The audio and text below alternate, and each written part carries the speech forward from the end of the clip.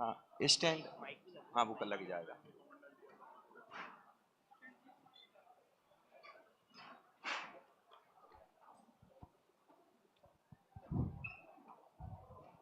ग्रंथराज तत्वार्थ सूत्र की वाचन दोपहर में आचार्य भगवान के सानिध्य में चल रहा है और लोग उपवास तो कर ही रहे हैं। कुछ शिवरार्थियों के 5 के 5 लगातार उपवास हो गए हैं और कुछ के 1, कुछ के 2। वो तो उपवास चल ही रहे, लेकिन जब तत्वार्थ सूत्र का वाचन करते हैं तो एक उपवास का फल वाचन से मिलता है। तो उस परंपरा को जी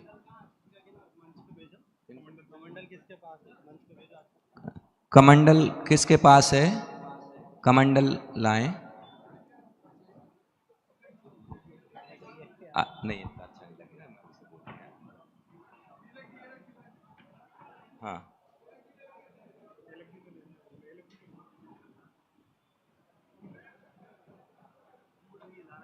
हैं? आ गया आ गया वो। हाँ, आ रहा। पीछे से आ रहा, रूबल भैया ला रहे हैं। पीछे से आ रहा है, कमंडल पीछे से आ रहा है। आगे।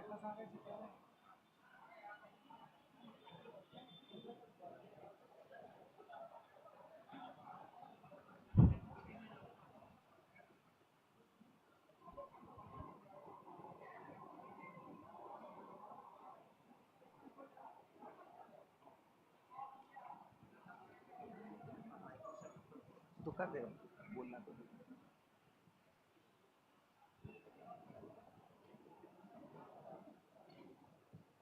आज तत्वार्थ सूत्र वाचन का सौभाग्य हम सबको बाल ब्रह्मचारी गायक भैया जी के माध्यम से प्राप्त होने वाला है।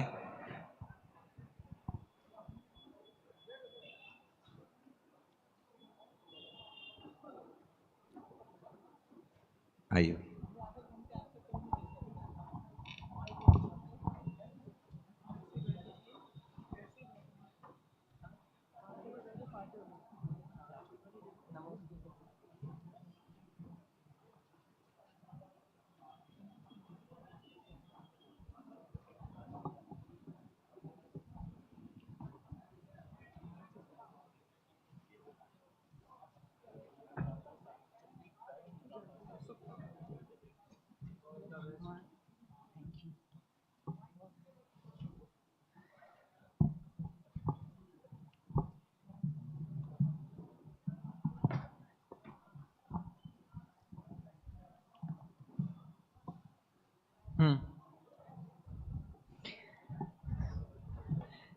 समय समय पर मात पिता बन प्यार लुटाते हैं गुरुवर। समय समय पर समय सार का सार बताते हैं गुरुवर। समय समय पर जीवन का लक्ष्य बताते हैं गुरुवर। समय समय पर मांझी बन पार लगाते हैं गुरुवर। आदिम तीर्थंकर श्री आदिनाथ भगवान की, अनंत अनंत सिद्ध परमेष्टि भगवंतों की, आचार्य श्री ज्ञान सागर जी महामुनिराज की, आचार्य गुरुवर श्री विद्यासागर जी महामुनिराज की, आचार्य समय सागर जी महामुनिराज की, आचार्य संघ की। अत आमनाय स्वाध्याय बेलायम का उत्सर्गम भूमियम।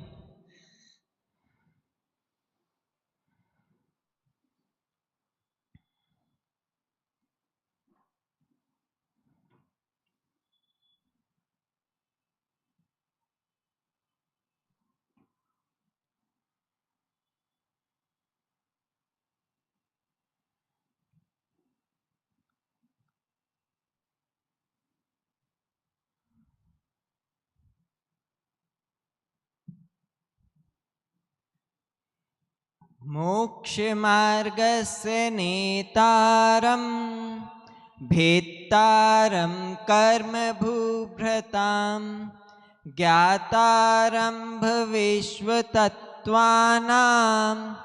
वन्दे तद्गुणलब्धये। सम्यक दर्शन ज्ञान चारित्राणि मोक्ष मार्गः तत्वात् श्रद्धानं सम्यक दर्शनम तन्निसर्गादधिगमाद्वा जीवा जीवाश्रव बंध संबर निर्जरा मोक्षास्तत्वम नाम स्थापना द्रव्य भावतस्तन्यासः प्रमाण नैरधिगमः निर्देश स्वामित्व साधनाधिकरण स्थिति विधानतः सत्संख्या क्षेत्र स्पर्शन कालांतर भावाल्प बहुत्वैश्च मति श्रुतावधि मनः पर्याय केवलानि ज्ञानम तत्प्रमाणे आद्य परोक्षम प्रत्यक्ष मन्यत मति स्मृति संज्ञा चिंताभिनिबोध इत्यनर्थांतरम तदिंद्रिया निंद्रिय निमित्तम अवग्रहे हावाय धारणाः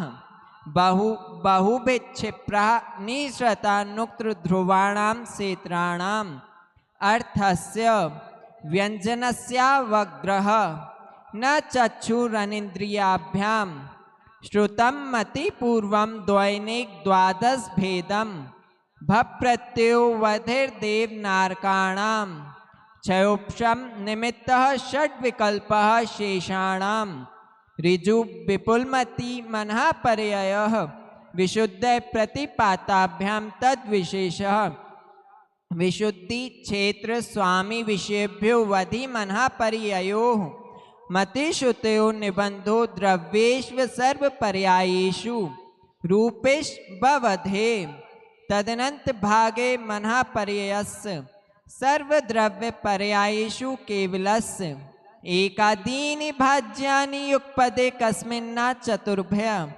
मतिश्रुतावध्यो विपर्यश्च सदसतोरविशेषाद् यद्रक्षोपलब्धेरुन्मत्वत् नैगम संग्रह व्यवहार अर्जु सूत्र शब्द समभिरूढ़ैर्बम्भूता नयाः इति तत्त्वसूत्रे प्रथमोऽध्यायः। नमो नमः।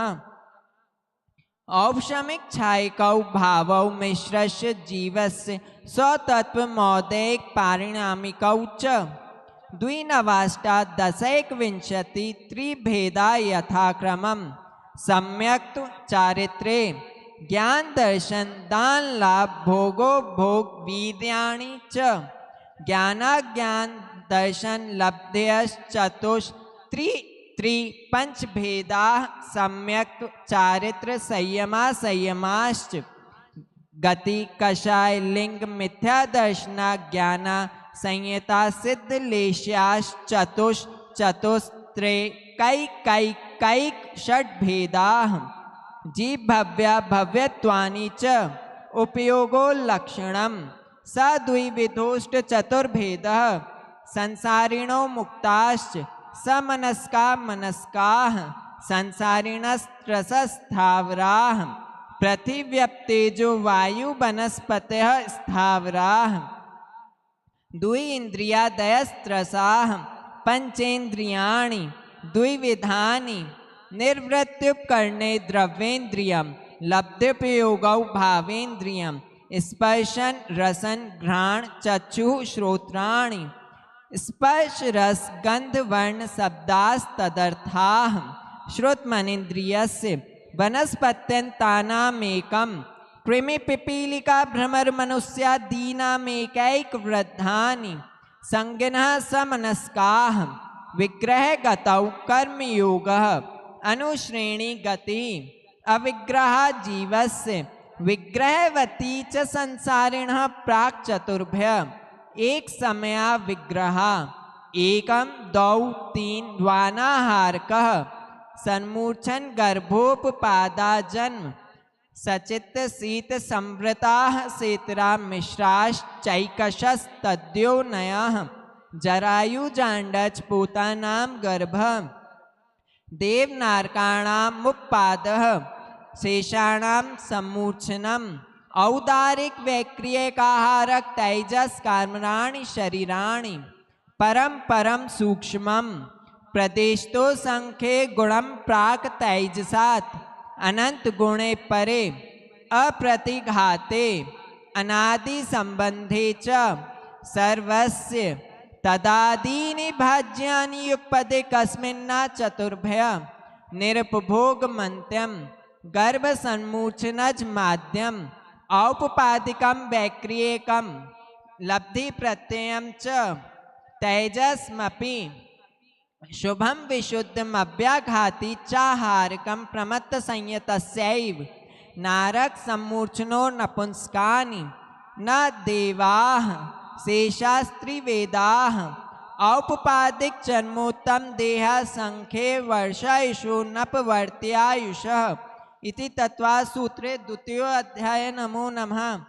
रत्न शर्करा बालुका पंक धूम तमो महातमः प्रभा भूम्यो घनाम्बुवाताकाश प्रतिष्ठा सप्ताधोदः तासु त्रिंशत् पंचविंशति पंचदश दश त्रि पंचोनैक नरक सत सहस्राणि पंच चैव यथाक्रमम् नारका नित्या शुप्तलेश्या परिणाम देह वेदना विक्रियाः परस्परोदीरित दुःखाः संक्लिष्टा सुरोदीरित दुःखाश्च प्राक् चतुर्थ्या ते स्वेक त्रि सप्त दश सप्तदश द्वाविंशति त्रयस्त्रिंशत् सागरोपमा सत्वानां परा स्थिति जम्बूद्वीप लवणोदादयः शुभ नामानो द्वीप समुद्राः द्वैर्द्वैर्विष्खम्भाः पूर्व पूर्व परिक्षेपिणो वलयाकृतयः तन्मध्ये मेरु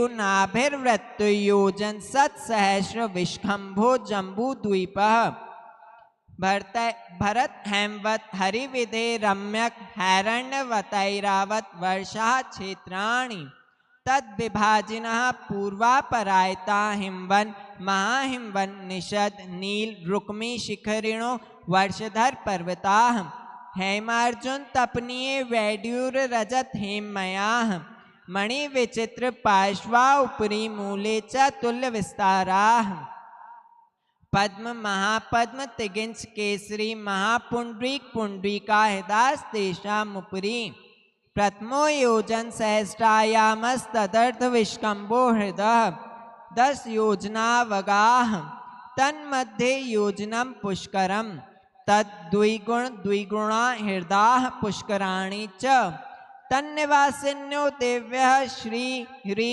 धृति कीर्ति बुद्धि लक्ष्म्यः पल्योपमस्ततयः ससामानिक परिषत्काः गंगा सिंधु रोहित दोहितास्या हरित हरिकांता सीता सीतोदा नारी नरकांता सुवर्ण रूप्यकूला रक्ता रक्तोदाः सरितस्तन्मध्यगाः द्वयोर्द्वयोः पूर्वाः पूर्वगाः शेषास्तो परगाः चतुर्दश नदी सहस्र परिव्रता गंगा सिंधवादयो नद्यः भरतः षड्विंशति पंचयोजन शत विस्तारः षट्चैकोनविंशति भागा योजनस्य तद्द्विगुण द्विगुण विस्तारा वर्षधर वर्षा विदेहान्ताः उत्तरा दक्षिण तुल्याः भरतैरावत्योर्वृद्धिरासौ षट् समयाभ्याम उत्सर्पिण्य व सर्पिणीभ्यां ताभ्याम अपरा भूम्यो वस्थिताः एक द्वि त्रि पल्योपम स्थितयो हेमवतक हारिवर्षक दैव कुर्वकाः तथोत्तराः विदेहेषु संख्ये कालाः भरतस्य विष्कम्भो जम्बूद्वीपस्य 90 भागः द्वैर्धात्की खंडे पुष्करार्धे च प्रांग मानुषोत्तरान् मनुष्याः आर्या म्लेच्छाश्च भरतैरावत विदेहा कर्म भूम्योन्नत्र देव कुरुत्तर कुरुभ्य निरिस्थिति परावरे त्रिपल्योपमांतर मूर्ते त्रयक यो निजानम च इति तत्वा सूत्रे तृतीयोऽध्याय। नमो नमः। देवाश्चतुर्निकायाः आदितस्तिषु पीतान्तलेश्याः दशाष्ट पंच द्वादश विकल्पाः कल्पोपन्न पर्यन्ताः इंद्र सामानिक त्रायस्तेंस पारिषदात्म रक्ष लोकपालानिक प्रकीर्ण का भी योग किल विशिकाश चैकश त्रायस्त्रिंस लोकपाल वर्ज्या व्यंत ज्योतिष्काः पूर्व्यो द्विन्द्राः काय प्रविचारा आ ऐशानाथ शेषाः स्पर्श रस शब्द मना प्रविचाराः परे प्रविचाराः भवनवासिनो सुरनाग विद्युत सुपर्णाग्नि वातस्तनितो दधि द्वीप दिक्कुमाराः व्यंतराः किन्नर किम पुरुष महोरग गंधर्व यक्ष राक्षस भूत पिशाचाः ज्योतिष्काः सूर्या चंद्रमसौ ग्रह नक्षत्र प्रकीर्णक तारकाश्च मेरु प्रदक्षिणा नित्य गत्यो नृलोके तत्कृतः काल विभागः बहिरवस्थिताः वैमानिकाः कल्पोपपन्नाः कल्पातीताश्च उपरि उपरि सौधर्म ईशान सानत कुमार माहेंद्र ब्रह्म ब्रह्मोत्तर लांतव कापिष्ट शुक्र महाशुक्र सतार सहस्रा रेस्वानत प्राणतयो राणाच्युतयो नवसु ग्रैव्यकेषु विजय वैजयंत जयंता पराजितो जितेषु सर्वात् सिद्धौ च स्थिति प्रभाव सुख दुतिलेशा विशुद्धिद्रियावधि विषयतोधिकाः गति शरीर परिग्रहाभिमानतो हीनाः पीत पद्म शुक्ल लेशा द्वित्रिशेषेषु प्राग ग्रैव्यकेभ्यः कल्पाः ब्रह्मलोकालया लौकान्तिकाः सारस्वतादित्य वहन्यरुण गर्द त्वे तुषिता व्यावाधारिष्टाश्च विजयादिषु द्विचर्माः औपपादिक मनुष्येभ्यः शेषास्त्रज्ञ योनिजनयः स्थिति रसुर नाग सुपर्ण द्वीप शेषाणां सागरोपम त्रिपल्योपमार्दहीन मिता सौधर्म ईशान्यो सागरोपमे अधिके सानत कुमार माहेंद्रयो सप्त त्रिसप्त नवैकादश त्रयोदश पंचदश भीरधिकानि तु आर्णाच्युता दूर्धमेकैके नवसु ग्रैव्यकेषु विजयादिषु सर्वात् सिद्धौ च अपरापल्योपम अधिकम परतः परतः पूर्वा पूर्वानंतरा नारकाणां च द्वितीयादिषु 10 सहस्राणि प्रथमायां भवनेषु च व्यंतराणां च परापल्योपम अधिकम ज्योतिष्काणां च तदष्ट भागो परा लौकान्तिकानाम् अष्टौ सागरोपमाणि सर्वेषाम् इति तत्वा सूत्रे चतुर्थोऽध्यायः। नमो नमः। अजीव काया धर्मा धर्माकाश पुद्गलाः द्रव्याणि जीवाश्च नित्यावस्थितान्य रूपाणि रूपिणा पुद्गलाः आकाशादेक द्रव्याणि निष्क्रियाणि च असंख्याः प्रदेशा धर्मा धर्मैक जीवानाम् आकाशस्यानन्ताः संख्याश्च पुद्गलानां नाणोः लोकाकाशे वगाः धर्मा धर्मयो कृत्स्ने एक प्रदेशादिषु भाज्यः पुद्गलानाम् असंख्ये भागादिषु जीवानां प्रदेश संहार विसर्पाभ्यां प्रदीपवत् गति स्थित्युपग्रहौ धर्माधर्मयोरुपकारः आकाशस्यावगाः शरीर वांग मनः प्राणापानाः पुद्गलानां सुख दुख जीवित मरणोपग्रहाश्च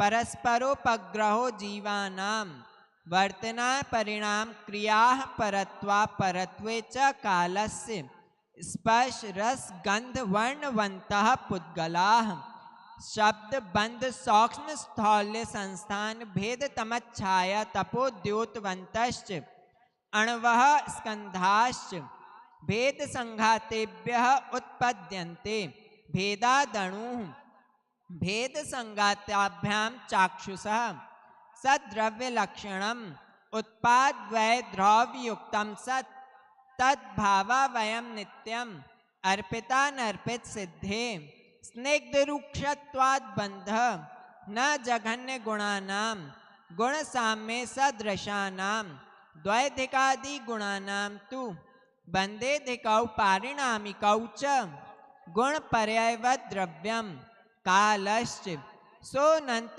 समयः द्रव्याश्रया निर्गुणा गुणाः तद्भावः परिणामः इति तत्त्वसूत्रे पंचमोऽध्यायः। नमो नमः।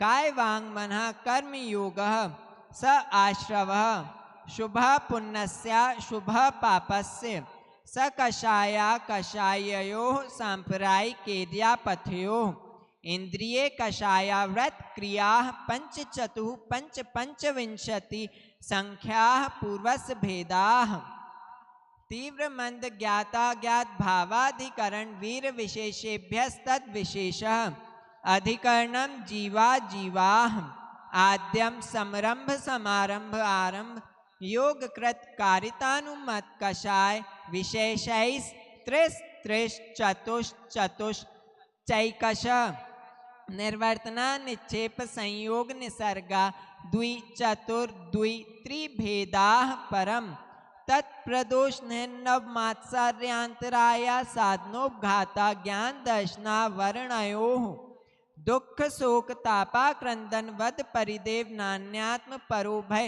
स्थानान्य सद्वेद्यस्य भूतवृत्त्यनुकंपा दान सराग संयमादि योग शांति शौचमिति सद्वेद्यस्य केवली श्रुत संग धर्म देवावर्णवादो दर्शन मोहस्य कषायोदया तीव्र परिणामश्चारित्र मोहस्य बभारंभ परिग्रहत्तम नारकस्यायुषः माया तैर्यग्योनस्य अल्पारंभ परिग्रहत्तम मानुषस्य स्वभाव मार्दवं च निशील व्रतत्वं च सर्वेषां सराग संयम संयमा संयमा काम निर्जरा बाल तपांसी दैवस्य सम्यक्त्वं च योग वक्रता विसंवादनम चा शुभस्य नामनः तद विपरीतम शुभस्य दर्शन विशुद्धिर विनय संपन्नता शील व्रतेष्वनतिचारो भीक्ष ग्रहणोपयोग संवेगौ शक्ति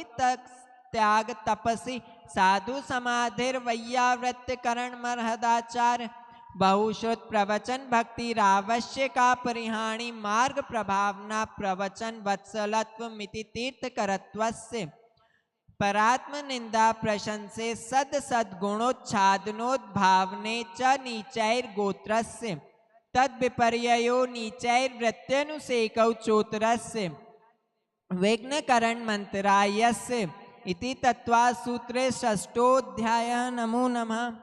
हिंसा नतस्तेया ब्रह्म परिग्रहेभ्यो विरतिर्व्रतम देश सर्वतोणु महति तत्स्थैर्याथम भावना पंच पंच वांग मनोगुप्तीर्या दान निक्षेपण समित्या लोकित पान भोजनानि पंच क्रोध लोभ भीरुत्व हास प्रत्याख्यानान्यनुबीची भाषणम च पंच शून्यागार विमोचिताभास परोपरोधाकरण भैक्ष्य शुद्धि सधर्मा विसंवादा पंच स्त्री राग कथा श्रवण तन मनोहरांग निरीक्षण पूर्व रतानुस्मरण श्रेष्ठ रस स्वशरीर संस्कार त्यागा पंच मनोज्ञा मनोज्ञेन्द्रिये कषाय विषय राग द्वेष वर्जनानि पंच हिंसा दिश बिहा मुत्रा पाया वद्य दर्शनम दुख में वा मैत्री प्रमोद कारुण्य माध्यस्थ्यानि च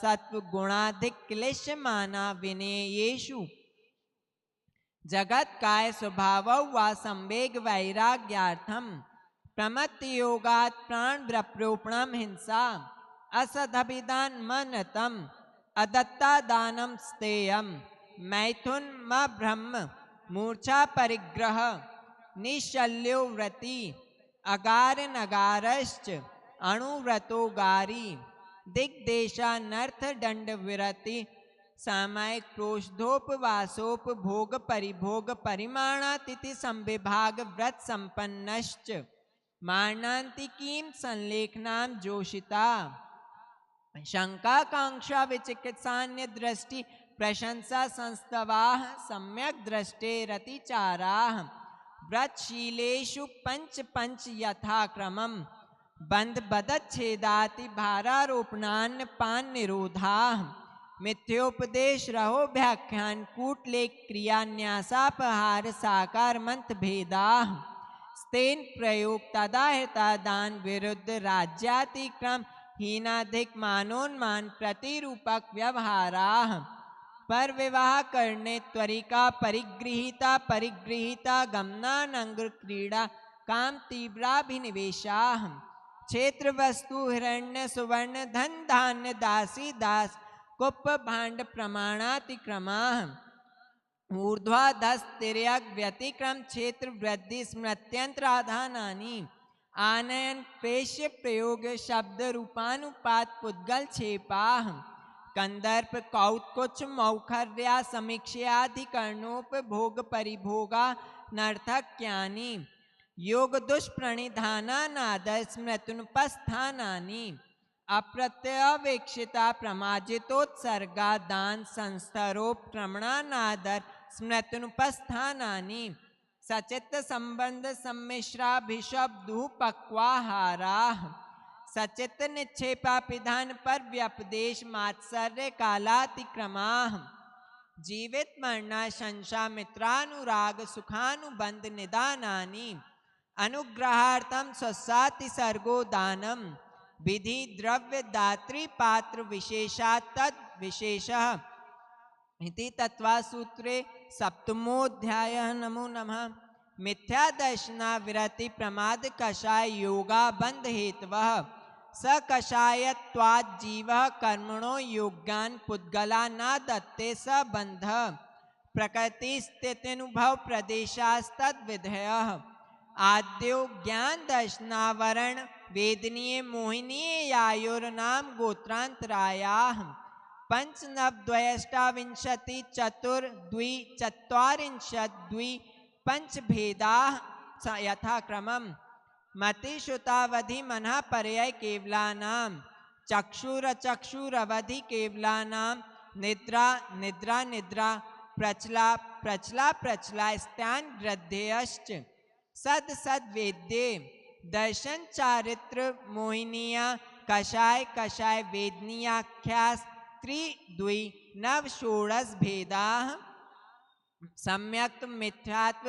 तदुभयान्य कषाय कषायौ हास्य रति शोक भय जुगुप्सा स्त्री पुण्य पुंसक वेदा अनंतानुबंध प्रत्याख्यान संज्वलन विकल्पाश्चैकश क्रोधमान माया लोभा नारक तैरक योन मानुष दैवानि गति जाति शरीरांगोपांग निर्वाण बंधन संघात संस्थान संघनन स्पर्श रस गंध वर्णानुपूर्व गुरु लघुप घात परघाता तपोद्योतोच्छ्वास व्यायो गतयः प्रत्येक शरीर त्रस सुभग सुस्वर शुभ सूक्ष्म पर्याप्ति स्थिरादे यशः कीर्ति सेत्राणि तीर्थकरत्वं च उच्चैः नीचैश्च दान लाभ भोगोपभोग वीर्याणाम् आदितस्तृष्णां मंत्रायस्य च त्रिंशत्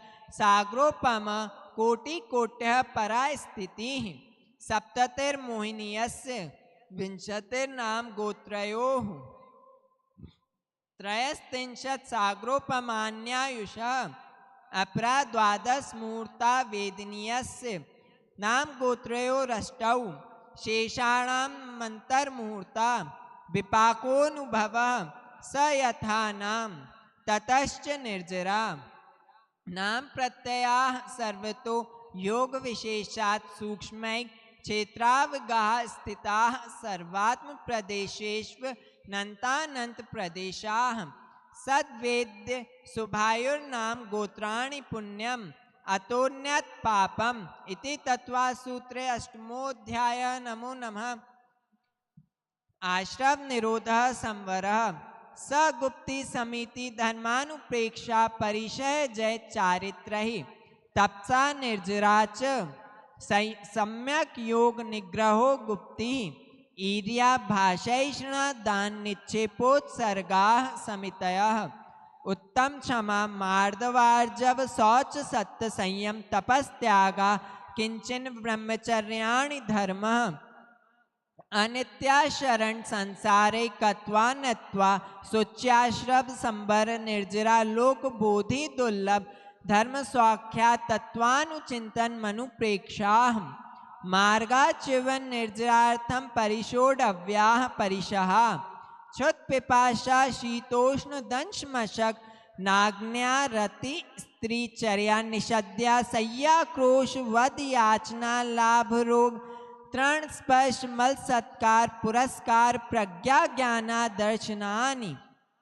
सूक्ष्म सांपराय छदमस्त वीतरागयोश चतुर्दश एकादश जिने बादर सांपराय सर्वे ज्ञानावर्णे प्रज्ञा ज्ञाने दर्शन मोहांतरायो रदर्शना लाभौ चारित्र मोहे नाग्न्या रति स्त्री निषद्या क्रोश याचना सत्कार पुरस्काराः वेदनीय शेषाः एकादयो भाज्या युगपदे कस्मिन्नैकोनविंशते सामायिकच्छेदोपस्थापना परिहार विशुद्धि सूक्ष्म सांपराय यथाख्यात मिति चारित्रम अंशनाव मौदर्य वृत्ति परिसंख्यान रस परित्याग विविक्त सय्यासन काय क्लेशा वायव तपः प्रायश्चित विनय वैयाव्रत स्वाध्याय व्युत्सर्ग ध्यानान्युत्तरम नव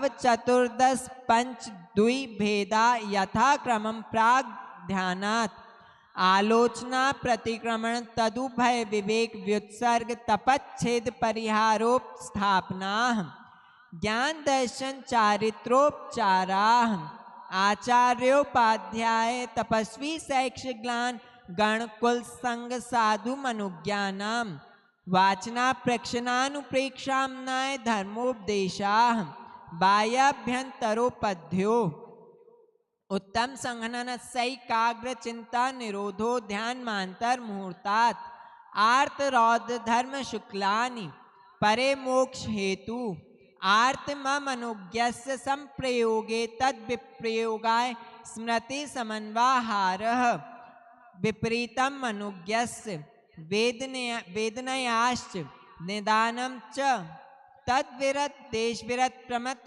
संयतानां हिंसानतस्ते विषय संरक्षणेभ्यो रौद्रम अविरत देश विरतयोः आज्ञा पाय विपाक संस्थान विचयाय धर्म्यम शुक्ले चाद्ये पूर्वविदः परे केवलिनः पृथक्त्वैकत्व वितर्क सूक्ष्म क्रिया प्रतिपाति विपरीत क्रिया निवर्तिनी त्रेक योग काय योगा योगानाम एकाश्रय सवितर्क विचारे पूर्वे अविचारम द्वितीयम वितर्क श्रुतम विचारोर्थ व्यंजन योग संक्रांति सम्यक दृष्टि श्रावक विरतानंत वियोजक दर्शन मोह छपकोप शमकोप शांत मोह छपक क्षीण मोह जिनाह क्रमशो संख्ये गुण निर्जराह पुलाक बकुश कुशील निर्ग्रंथ स्नातका निर्ग्रंथाः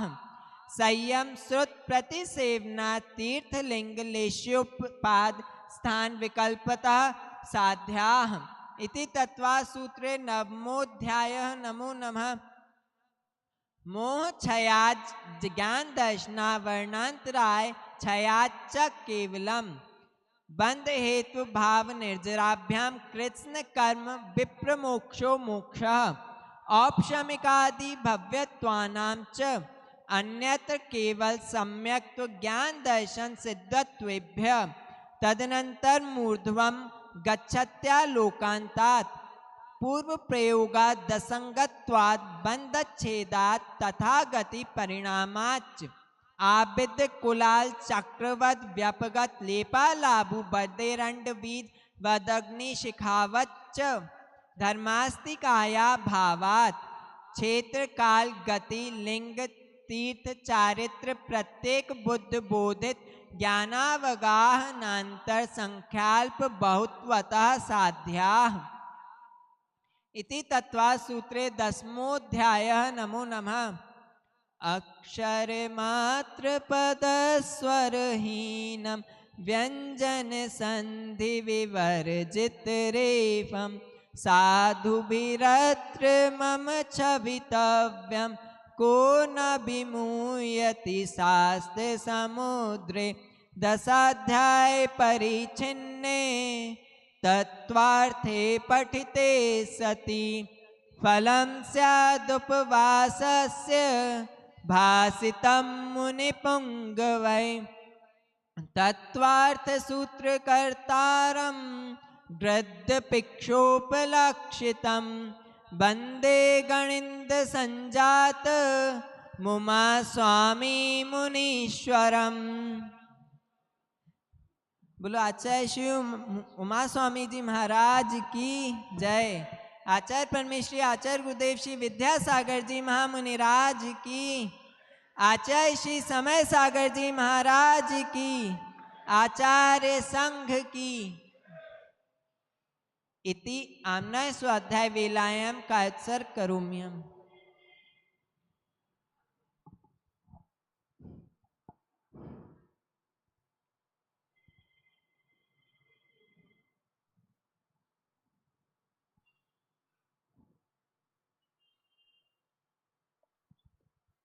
उदक चंदन तंदुल पुष्प कई चर सुदीप सुदूप फलार्घ कई धवल मंगल गान रवा कुले जिन ग्रहे जिन सूत्र महम यजे।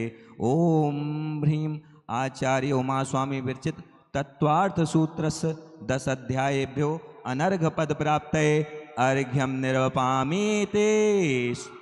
भावों की निर्मल सरिता में अवगाहन करने आया हूँ सबका सारा दुख दर्द हरो यह अर्घ भेंटने आया हूँ।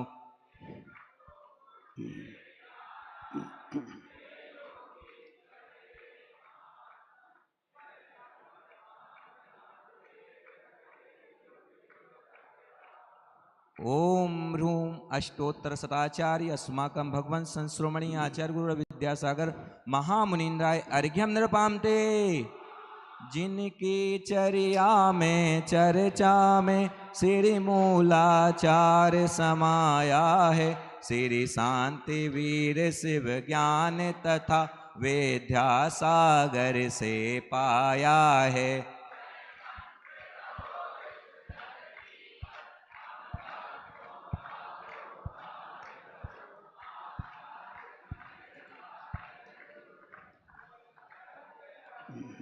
ओम ह्रूम अष्टोत्तर शताचार्य साक्षात विराजमान आचार्य भगवान श्री समय सागर महामुनीन्द्राय अनर्घ पद प्राप्त अर्घ्यम निरपामेते।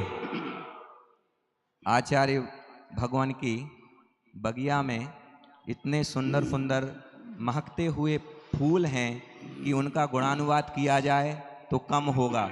चाहे वो लौकिक शिक्षा के क्षेत्र में देखा जाए, सभी जितने भी ब्रह्मचारी हैं उच्च शिक्षा प्राप्त हैं और उनकी डिग्रियां या उनको मिले मेडल बताने लगे तो बहुत समय लग जाएगा। अभी हमारे बीच में बाल ब्रह्मचारी गायक भैया जो कि विदिशा के नगर गौरव हैं, उन्होंने वाचना की है और यद्यपि गायक भैया की ये जो संगस्थ ब्रह्मचारी हैं उनमें सबसे युवा ब्रह्मचारी हैं। युवा ब्रह्मचारी तो हैं लेकिन ज्ञान और चारित्र में प्रौढ़ ब्रह्मचारी हैं। ऐसे भैया के सम्मान में जोरदार तालियों के साथ अनुमोदना करें। संत होते हैं बहुत, संत होते हैं बहुत, पर गुरुवर कुछ जुदा से लगे। समय के रूप में देखा पर ये हमको विद्या के सागर लगे, समय के रूप में देखा पर विद्या के सागर लगे। परम पूज्य आचार्य भगवान के चरणों में निवेदन है कि आचार्य भगवान तत्वार्थ सूत्र के गहन रहस्यों को समझाने की कृपा करें। आचार्य भगवान के चरणों में नमोस्तु नमोस्तु नमोस्तु। अथ अपराणिक स्वाध्याय वेलायाम श्रीमद् भक्ति कायु सर्वम करोमि।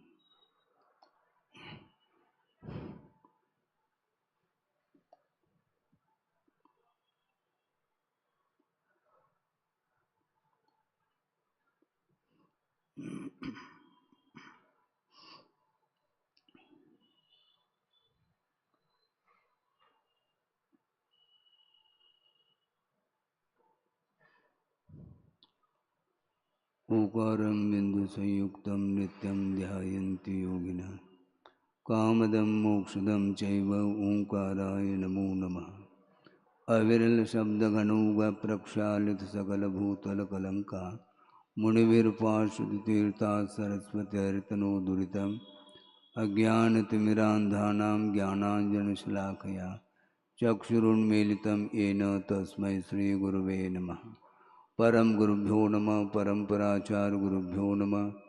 सकलकलुषविध्वंसकं श्रेयसां परिवर्धकं धर्म संबंधकं भव्यजीवमनप्रतिबोधकारकमिदं शास्त्रं श्री तत्त्वार्थसूत्रनामधेयम्।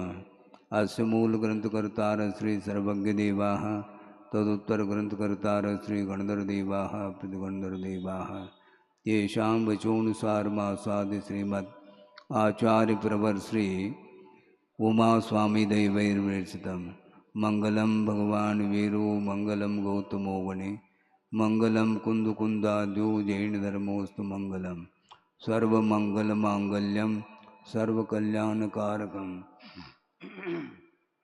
प्रधानम सर्वधर्माणां जैनम जयतु शासनम कोटिशतं द्वादशैव कोटो लक्षाणि शेतेस्त्रिकानि चैव पंचाशदष्टोच सहस्रसंख्य मे तत्श्रुतं पंचपदं नमामि अरहंत भासयत्तं गणहरदेवे गन्त्ययं सम्मं प्रणमामि भक्तजुतो सुज्ञानमहो वयं शिरसा इच्छामि बन्ते सुधभक्ति कामसुकोदस्सालोचें अंग वंग पयनय पावड़य परियम सुत्त प्रमाणोग पूगय चूलिया चेव सुत्तय तुदम कायम सैनिचकल मंचे में पूजे में वंदामि नमंसामि दुख कौ कम कौ भोहिलाओ सुगय गमनम समाय मरणम जनगुण संपत्ति होद मध्यम अथो अपराणिक स्वाध्याय वेलायाम श्रीमद् आचार्य भक्ति का योग सर्गम करो। क्या करते हैं?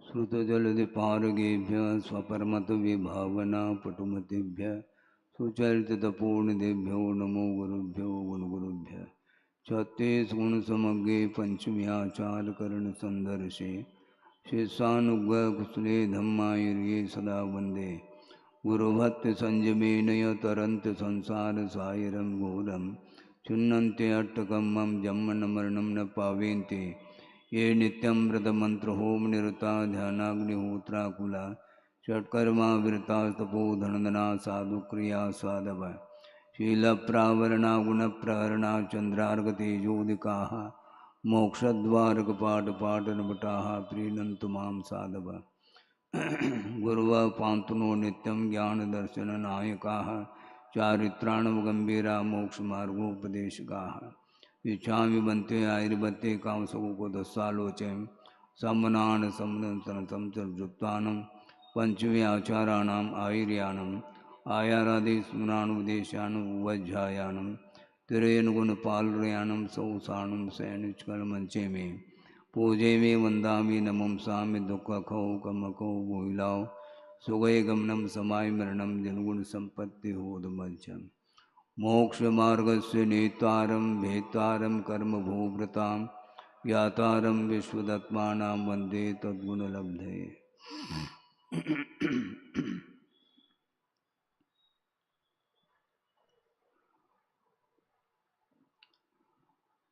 यह पंचम अध्याय है जिसमें अजीव तत्व का वर्णन किया जा रहा है।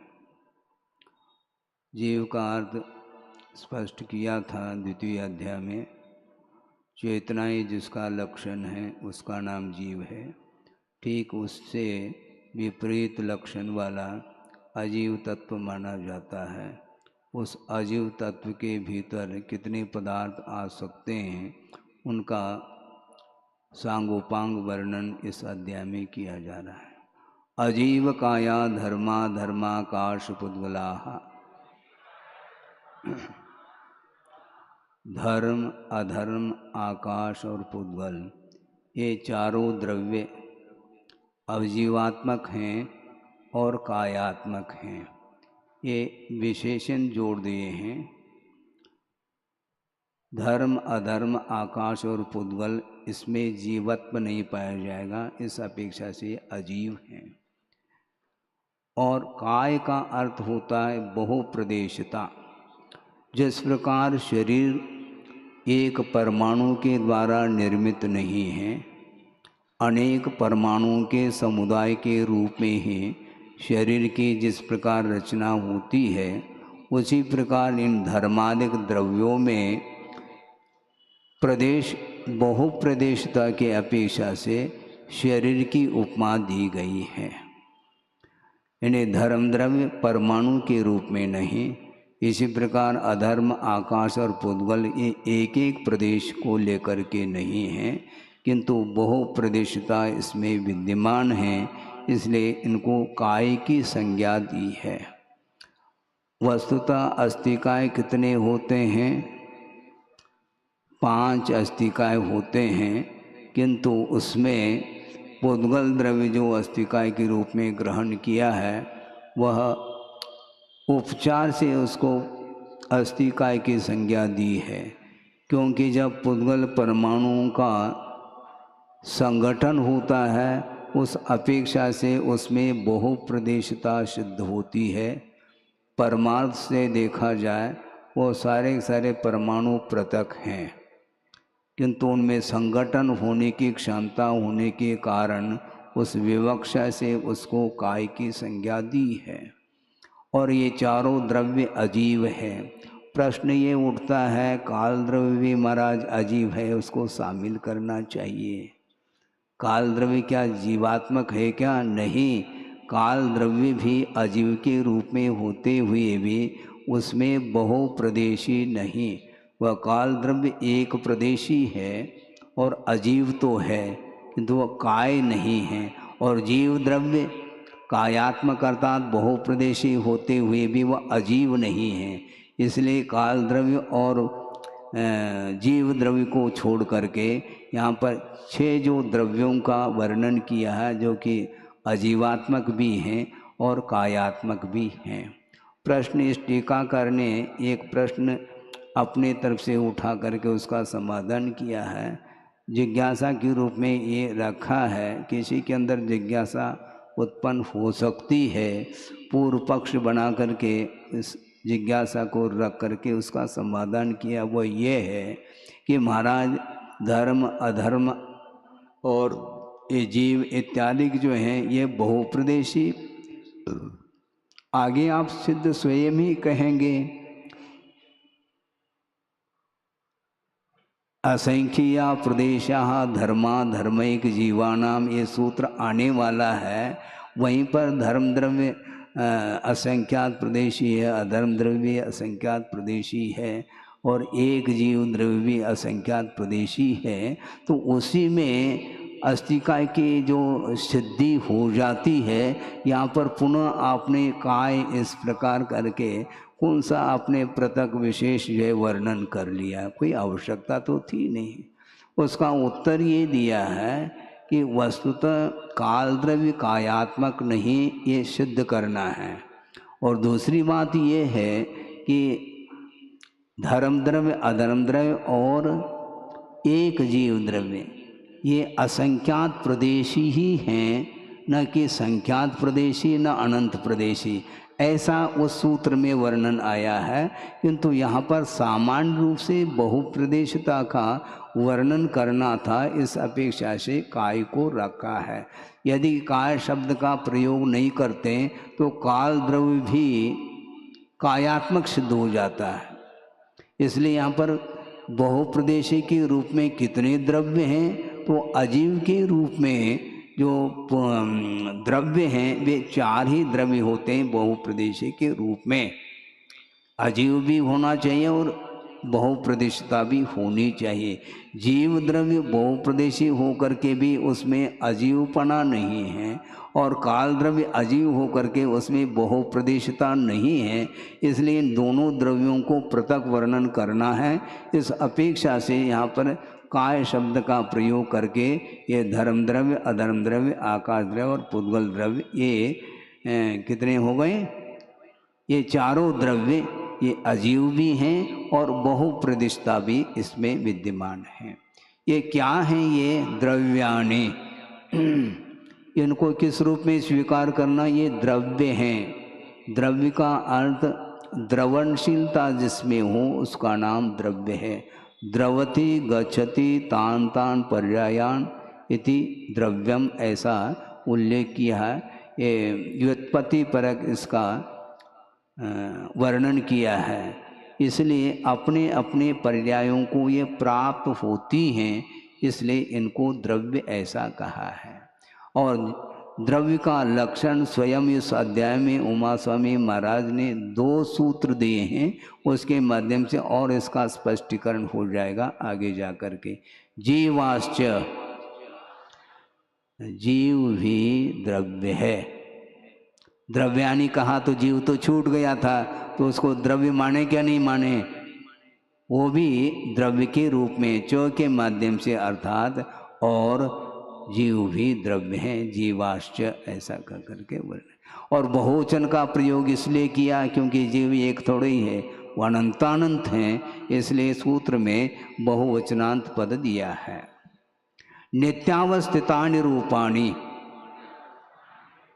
ये द्रव्य कैसे हैं? नित्य हैं, इनका अभाव नहीं हो सकता।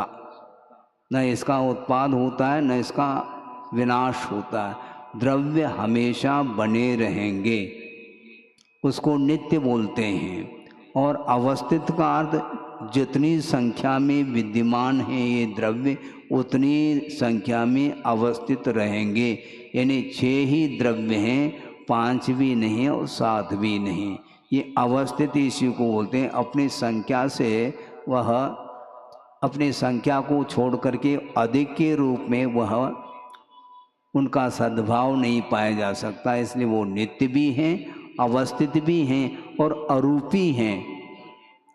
पुद्गल द्रव्य महाराज शामिल है उसमें, उसको भी अरूपी ग्रहण कर लें क्या? उसके लिए अलग सूत्र आ रहा है। मुख्य रूप से धर्म, अधर्म और आकाश ये नित्य भी हैं, अवस्थित भी हैं और साथ साथ ही अरूपी हैं।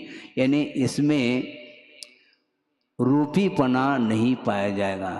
तो रूपी का निषेध करने से रसादिक का भी निषेध हो जाता है। ऐसा नहीं कि रूप का अभाव हो गया तो रसादिक उसमें पाए जाते हैं, उसमें भी हम रस लेना चाहेंगे, ऐसा संभव नहीं।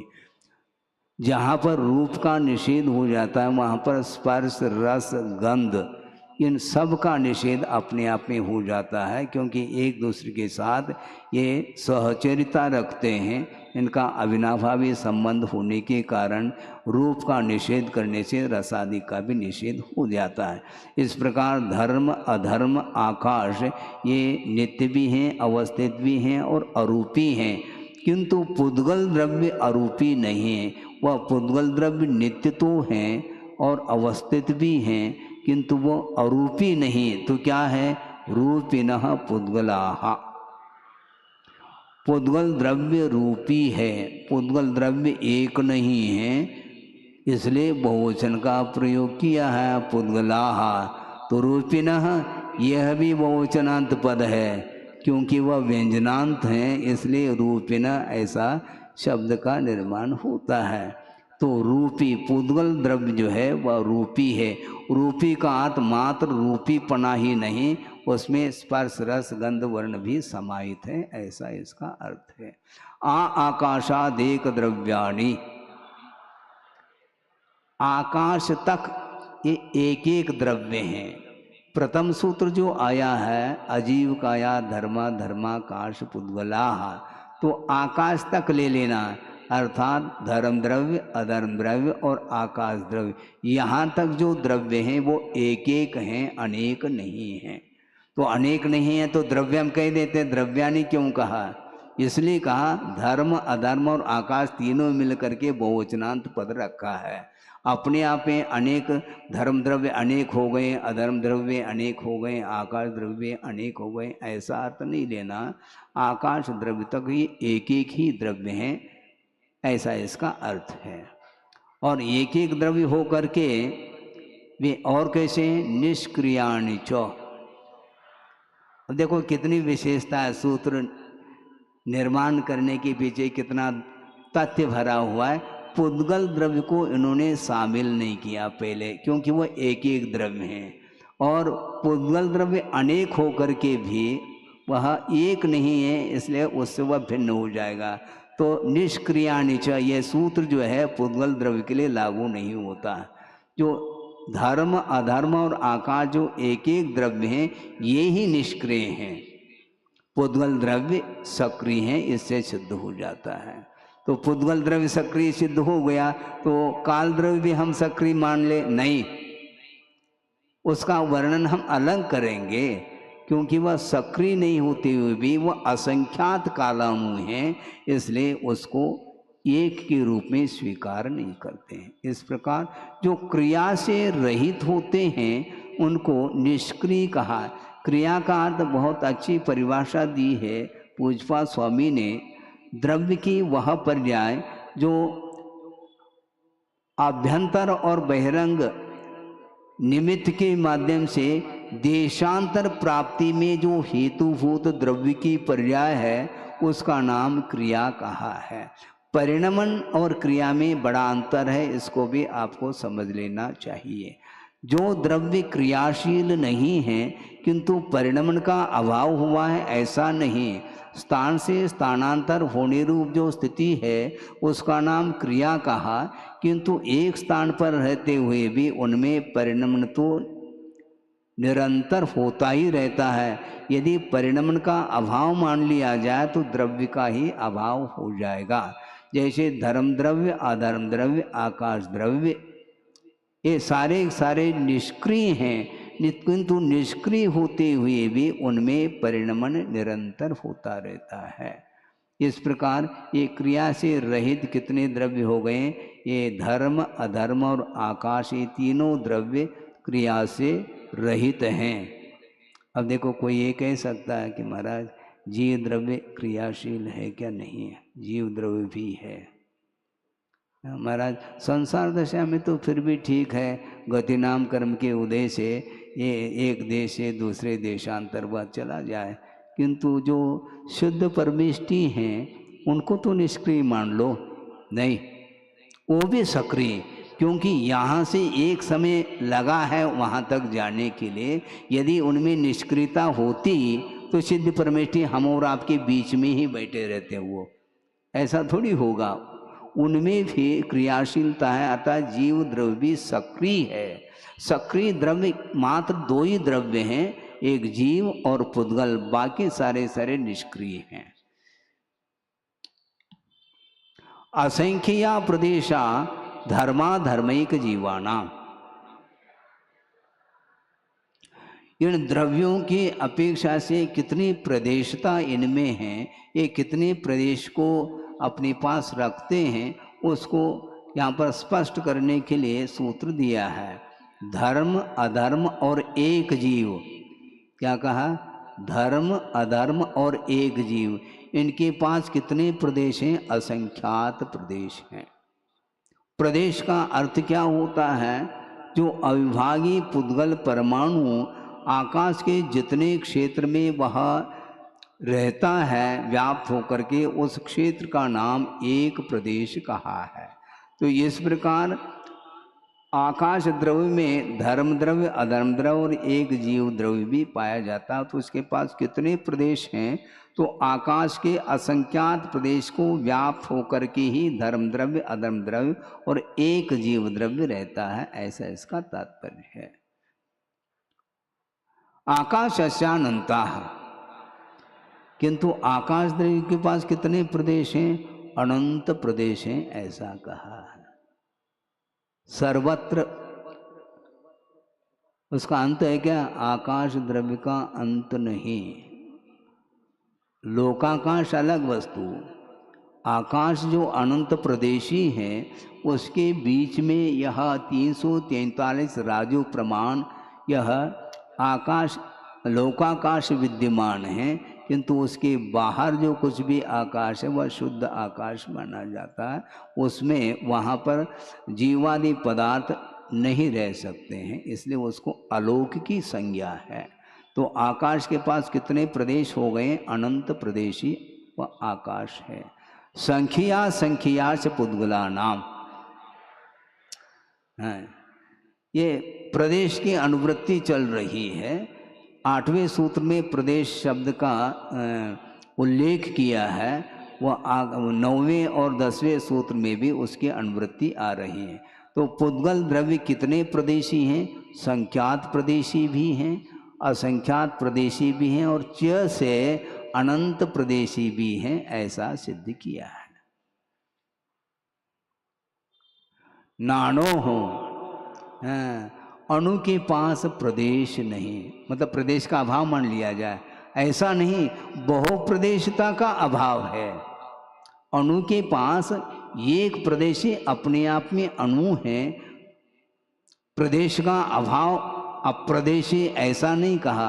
अणु के पास बहुप्रदेश नहीं, इसका अर्थ ये निकलता है न अणोहो प्रदेशाः वर्तन्ते, अणु के पास बहुत सारे प्रदेश नहीं हैं। इनका अवस्थान कहाँ पर है? धर्म द्रव्य, अधर्म द्रव्य, आकाश द्रव्य, पुद्गल द्रव्य, ये कहाँ पर रहते हैं? लोकाकाशे वगाह, ये लोकाकाश में इनका अवगाह है। इनका अवकाश कहाँ पर? ये कहाँ पर रहते हैं? लोकाकाश में। लोकाकाश किसको बोलते हैं? जहाँ पर जीवादि द्रव्य पाए जाते हैं, धर्मादि द्रव्य पाए जाते हैं, उसका नाम लोक है। उस लोक में ही ये सारे सारे द्रव्य विद्यमान रहते हैं। इसके उपरांत भी धर्म द्रव्य और अधर्म द्रव्य की विशेषता को लेकर के सूत्र दिया जा रहा है कि धर्मा धर्मयो कृष्णे। कृष्ण का अर्थ पूरे लोकाकाश, कृष्णे लोकाकाशे अवगाह धर्मा धर्मयो। धर्म और अधर्म द्रव्य का जो लोकाकाश में अवगाह है वह किसी लोकाकाश के कोने में नहीं, किंतु संपूर्ण लोकाकाश में वह विद्यमान है, ऐसा कहने का तात्पर्य है। जैसे मान लो किसी एक कमरे में, कमरे के किसी कोने में एक घड़े को रखा है, उसी प्रकार लोकाकाश के किसी एक कोने में धर्म द्रव्य है, किसी एक कोने में अधर्म द्रव्य है, ऐसा नहीं, संपूर्ण लोकाकाश में वह व्याप्त होकर के रहता है, ऐसा इस सूत्र का तात्पर्य है। एक प्रदेशादिशु भाज पुद्गला नाम, किंतु धर्म द्रव्य और अधर्म द्रव्य के समान संपूर्ण लोकाकाश में व्याप्त होकर के नहीं रहता। कौन? पुद्गल द्रव्य। तो किस रूप में? एक प्रदेशादिशु भाज पुद्गला नाम। एक प्रदेश, दो प्रदेश, तीन प्रदेश, इस प्रकार पुद्गल द्रव्य लोकाकाश में रहते हैं। यानी एक परमाणु है तो लोकाकाश के एक प्रदेश में रहेगा, ऐसा थोड़ी कि वह परमाणु भी पूरे लोकाकाश में व्याप्त होकर के रहेगा। दो प्रदेशी है, वह दो प्रदेश में भी रह सकता है और एक प्रदेश में भी वह पृथक रूप से अथवा स्कंद के रूप में भी रह सकता है।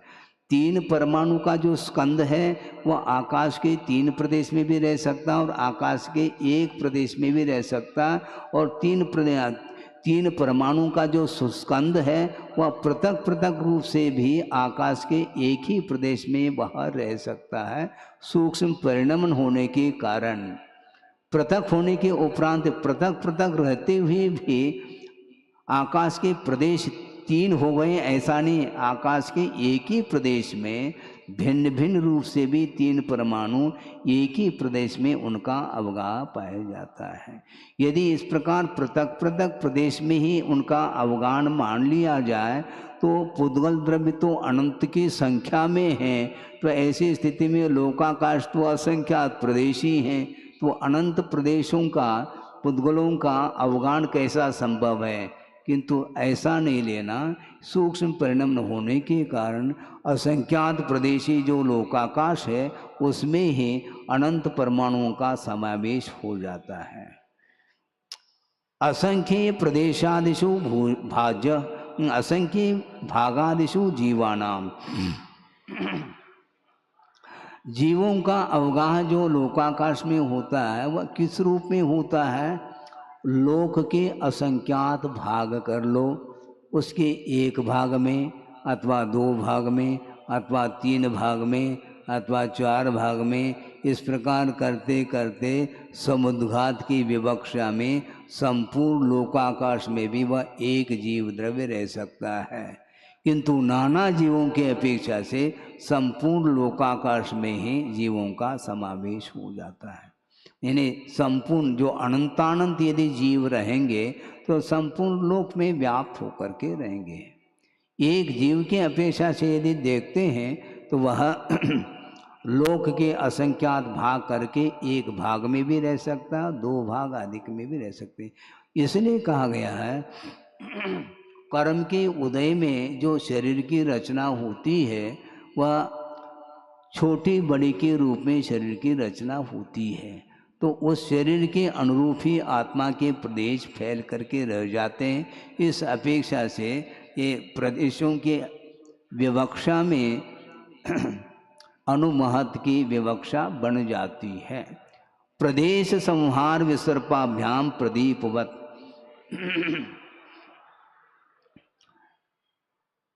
आत्म प्रदेश अर्थात जीव के प्रदेशों में संकोच विस्तार की स्थिति बनती है।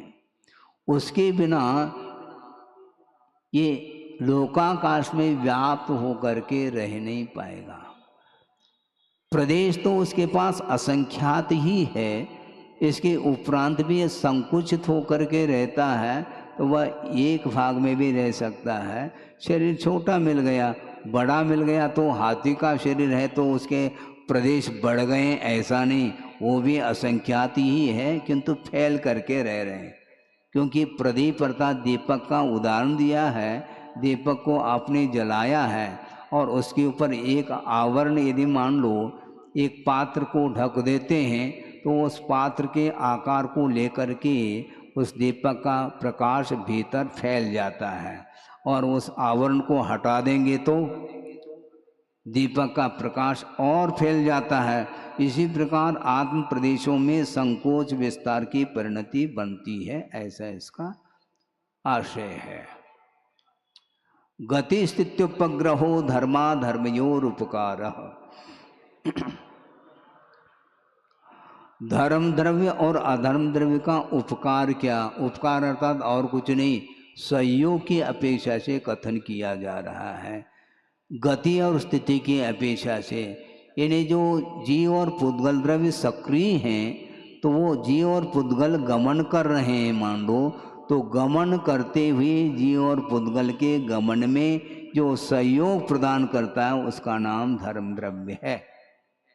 धर्म द्रव्य के अभाव में जीव और पुद्गल सक्रिय होते हुए भी गमन नहीं कर पाएंगे। गमन करने की योग्यता उपादान की दृष्टि से उनके स्वयं में ही है क्षमता, किंतु धर्म द्रव्य के अभाव में, उस निमित्त के अभाव में वह गमन नहीं कर पाएंगे। जैसे समझने के लिए, जो रेल के गमन में पटरी सहाई, रेल चल रही है बिना पटरी के। ट्रेन जो चलती है वह बिना पटरी के चलती है क्या? पटरी पर चलती है, बिना पटरी के वह ट्रेन चल नहीं सकती। चलने की क्षमता ट्रेन में है किंतु पटरी के बिना वह चल नहीं पाएगी। उसी प्रकार जीव और पुद्गल में स्थानांतरित होने की क्षमता स्वयं में है किंतु निमित्त के बिना उसकी गति संभव नहीं। इसलिए ये धर्म द्रव्य अधर्म द्रव्य जीव और पुद्गल के गमन में सहयोग प्रदान कर रहे हैं किंतु प्रेरक निमित्त नहीं, ये ध्यान रखना। धर्म द्रव्य अधर्म द्रव्य ये परस्पर में, ये यदि मान लो ये भी प्रेरक होते हैं तो धर्म द्रव्य गमन में प्रेरणा देगा और अधर्म द्रव्य ठहरने में प्रेरणा देगा, तो ऐसी स्थिति में आपस में भी संघर्ष हो जाएगा। ऐसा होता नहीं, इसलिए वह उदासीन निमित्त है। हम चलना चाहें तो वह सहयोग प्रदान करते हैं, नहीं चलना चाहें तो कोई बाधा नहीं है। इस प्रकार धर्म और अधर्म द्रव्य का सहयोग जीव और पुद्गल के गमन में सहयोग मिल जाता है। आकाश श्यावगाह, यहाँ पर भी उपकार शब्द की अनुवृत्ति है। आकाश का क्या उपकार है? समस्त द्रव्यों के लिए अवकाश देना, ये आकाश द्रव्य का सहयोग है। और आप लोग क्या समझते हैं, हमने जगह दी है तुम्हें? अच्छा, आकाश ने जगह दी है क्या तुमने जगह दी? बताओ।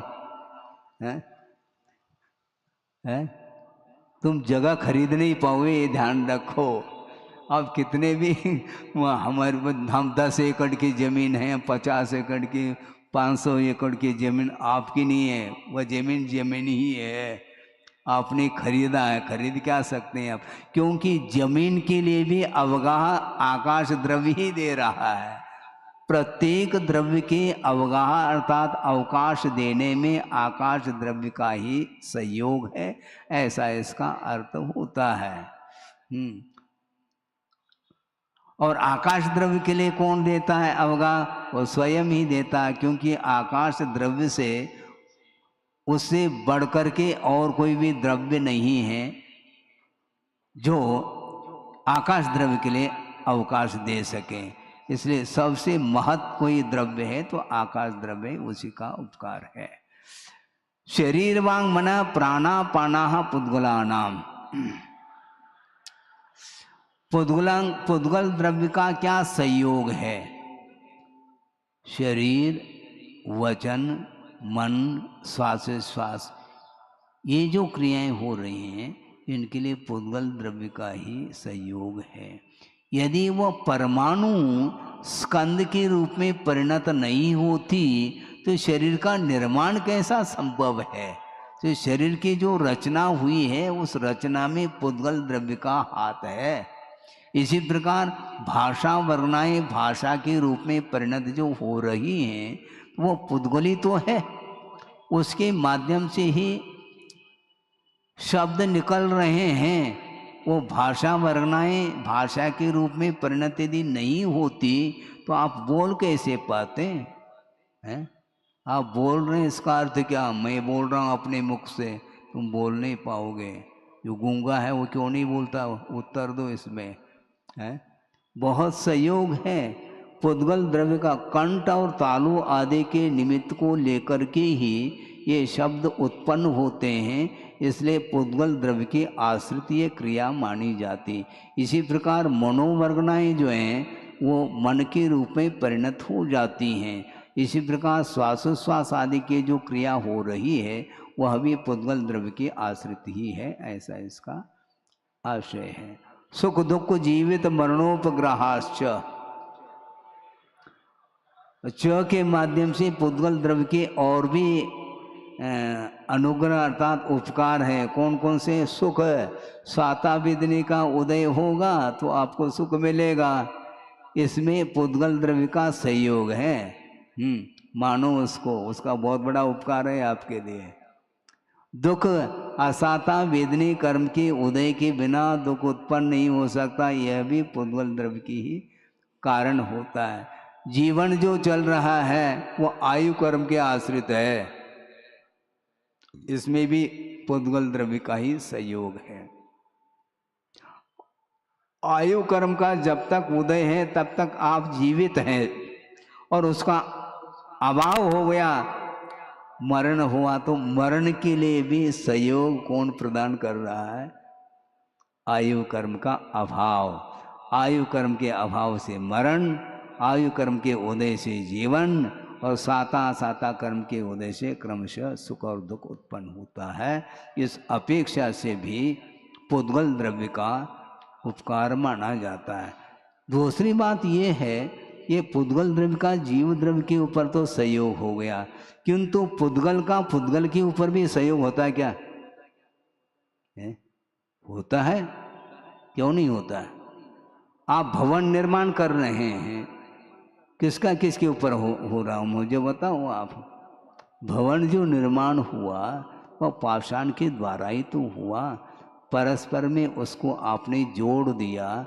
यदि वह परमाणु के रूप में हो तो भवन का निर्माण नहीं हो सकता। दूसरी बात यह है, मान लो कोई बर्तन है, उसको साफ किया जाएगा किसके द्वारा, राख चाहिए। राख भी पुद्गल है और बर्तन भी पुद्गल है और आप मांज रहे हैं। ये पुद्गल द्रव्य का पुद्गल द्रव्य के ऊपर संयोग माना जाता है। आप वस्त्र धोते हैं, वस्त्र भी पुद्गल है और जिसके द्वारा धोया जा रहा है वह भी पौद्गलिक ही वस्तु है। इस प्रकार परस्पर में एक दूसरे के अपेक्षा से ये सहयोग प्रदान करते रहते हैं। परस्परोपग्रहो जीवानाम, जीव द्रव्य का एक दूसरे के प्रति सहयोग होता है।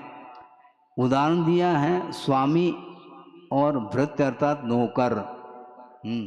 स्वामी है और नौकर के ऊपर सहयोग दे रहा है, क्योंकि उस नौकर की आजीविका जो हो रही है वह स्वामी के ऊपर है।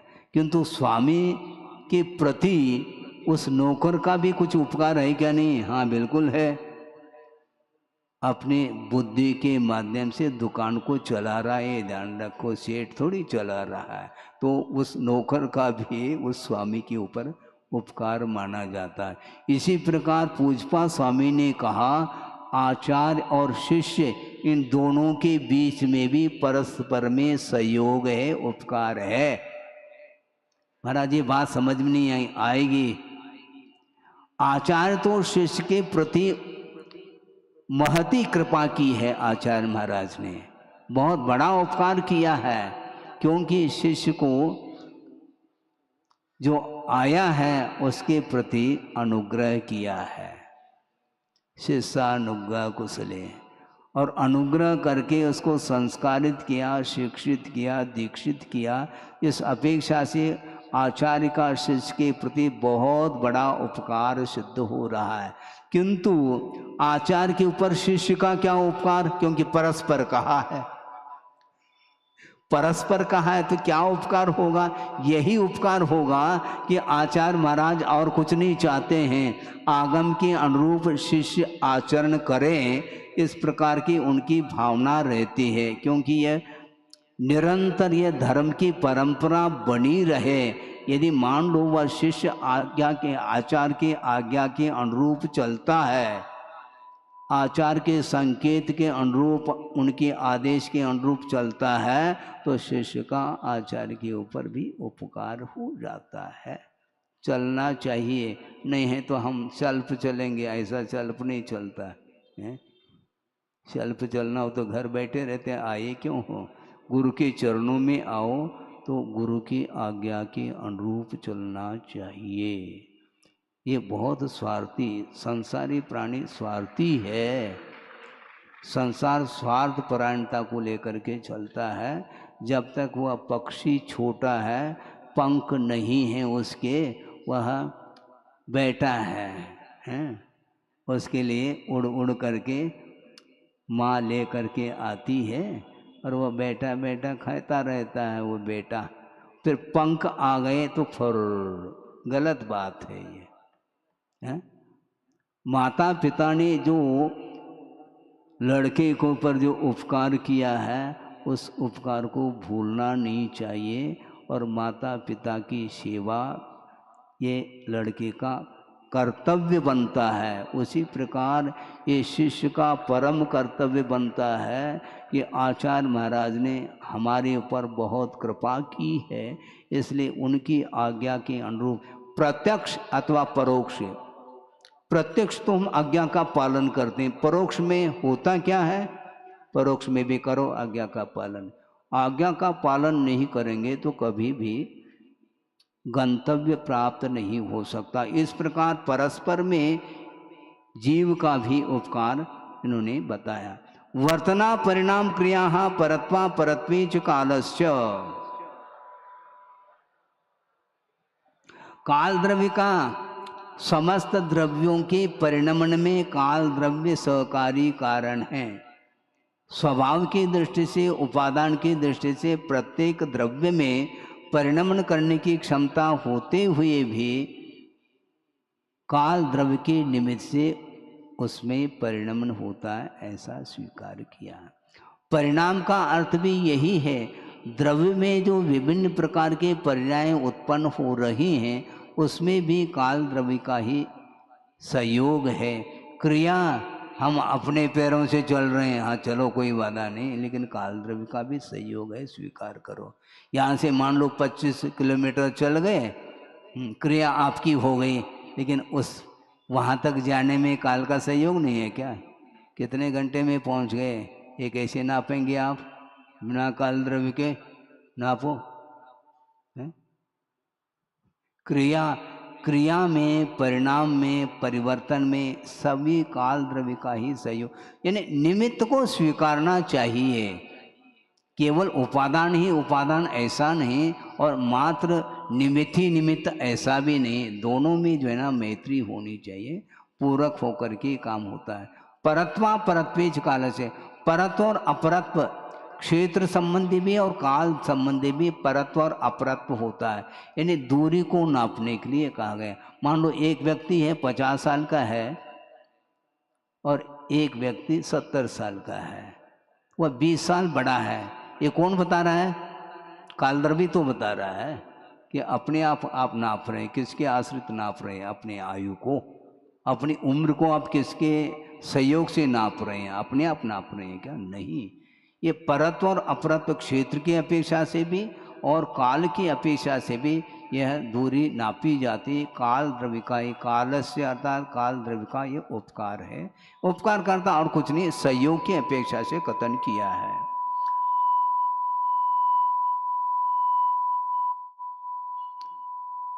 स्पर्श रस गंध वर्णवंतः पुद्गलाः।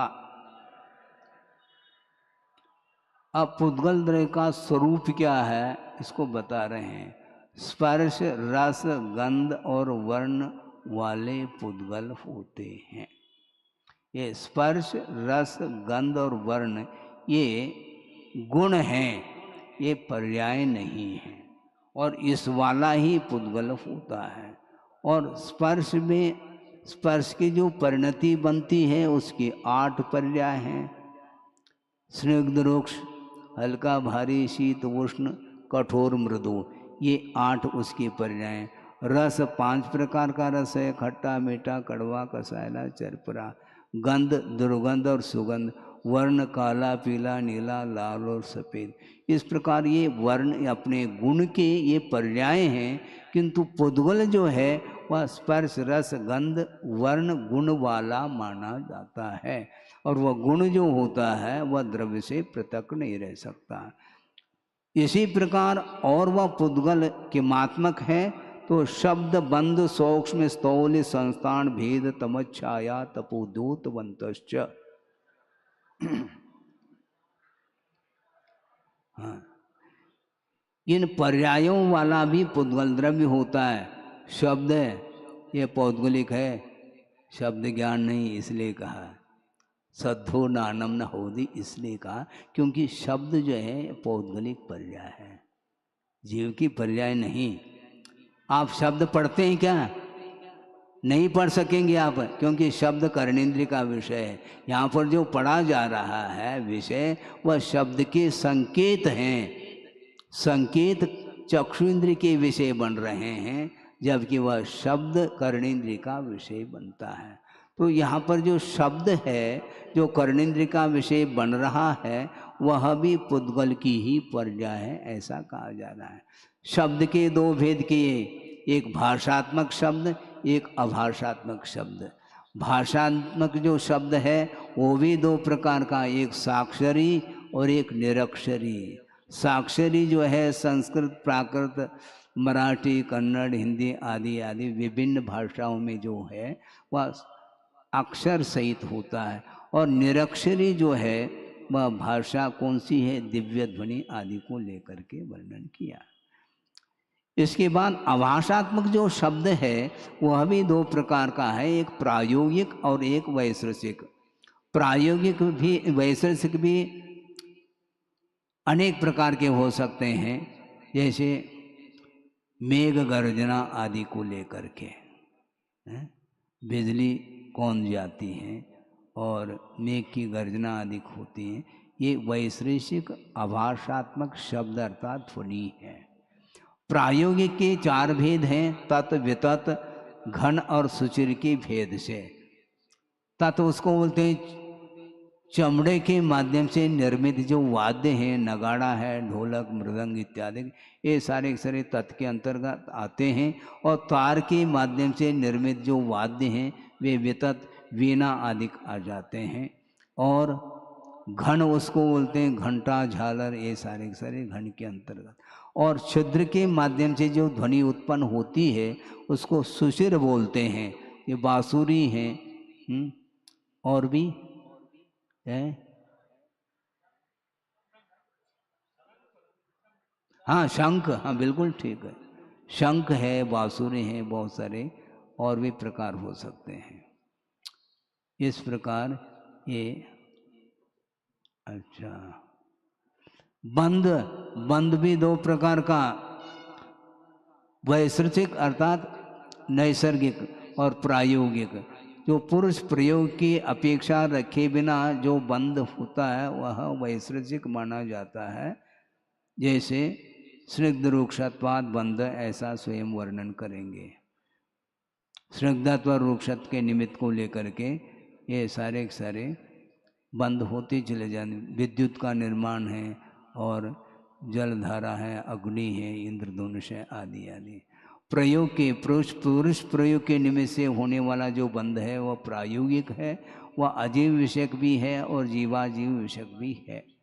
अजीव विषयक वह है जो अनेक प्रकार के जो स्कंद, जनुक, त्रेणुक इत्यादि बन जाते हैं, वह सारे सारे अजीव विषयक ही माने जाते हैं। और कर्म और नो कर्मों की वर्णा की अपेक्षा से जो बंध होता है उसमें जीव और अजीव दोनों का निमित्त मिल करके ये बंध की व्यवस्था बनती है। सूक्ष्म यानी सूक्ष्मता, वह भी अंत्य और अपेक्षिक। बिना अपेक्षा के यदि कोई सूक्ष्मता है वह परमाणु है। परमाणु के साथ किसी की तुलना नहीं की जा सकती है, इसलिए वह निरपेक्ष, वह सूक्ष्म माना जाता है। और एक दूसरे के अपेक्षा को लेकर के भी सूक्ष्मता पाई जाती है। जैसे मान लो एक संतरा है, वह बड़ा है, नींबू उससे छोटा है, आंवला उससे छोटा है, उससे और कोई भी छोटा हो। इस प्रकार एक दूसरे की अपेक्षा को लेकर के सूक्ष्मता होती चली जाती है। इसी प्रकार जो स्थूल अर्थात बादर जिसको बोलते हैं, जगत व्यापी जो स्कंद है वह महास्कंद माना जाता है। और आपेक्षिक जो स्कंद होता है वह इसी प्रकार है, किसी छोटे वस्तु के साथ बड़े की तुलना करते चले जाएं तो वह अपेक्षा को लेकर के वह स्थूलत्व सिद्ध हो जाता है। संस्थान अर्थात आकृति है, वह भी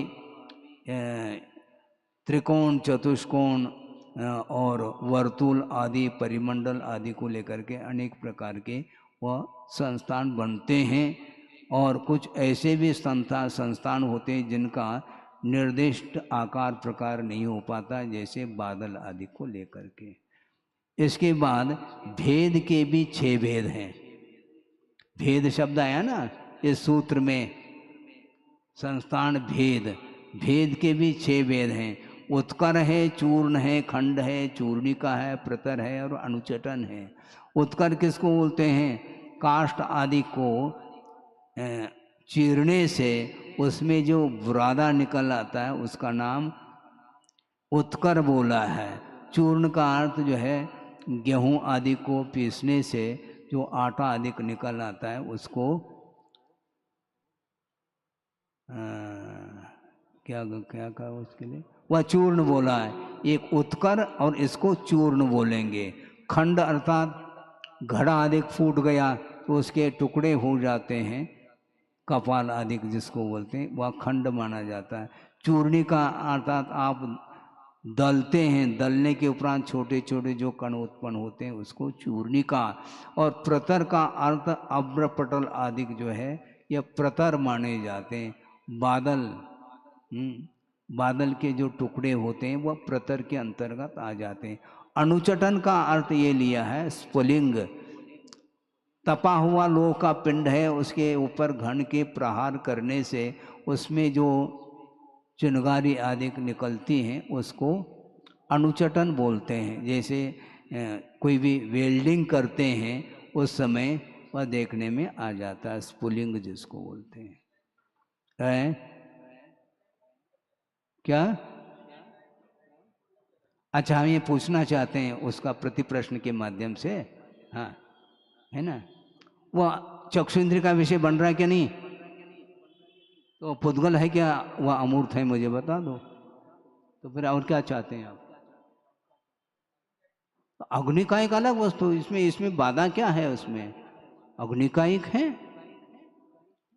इसमें क्या बाधा? क्योंकि अग्नि के द्वारा तपताय पिंड, तपा हुआ जो लोह का पिंड है उसके ऊपर घन का प्रहार करने से उसमें से चिंगारी निकल रही है। अग्नि का एक तो है, और क्या है? बिल्कुल ठीक है। इस प्रकार ये भेद के 6 भेद हो गए। और इसके बाद क्या आता है? तम। तम का अर्थ दृष्टि प्रतिबंधक तम, ऐसा कहा। दृष्टि को प्रतिबंधित करने वाला जो होता है वह तम, अर्थात प्रकाश विरोधी। जो प्रकाश का विरोधी होता है उसका नाम अंधकार, ऐसा कहा है।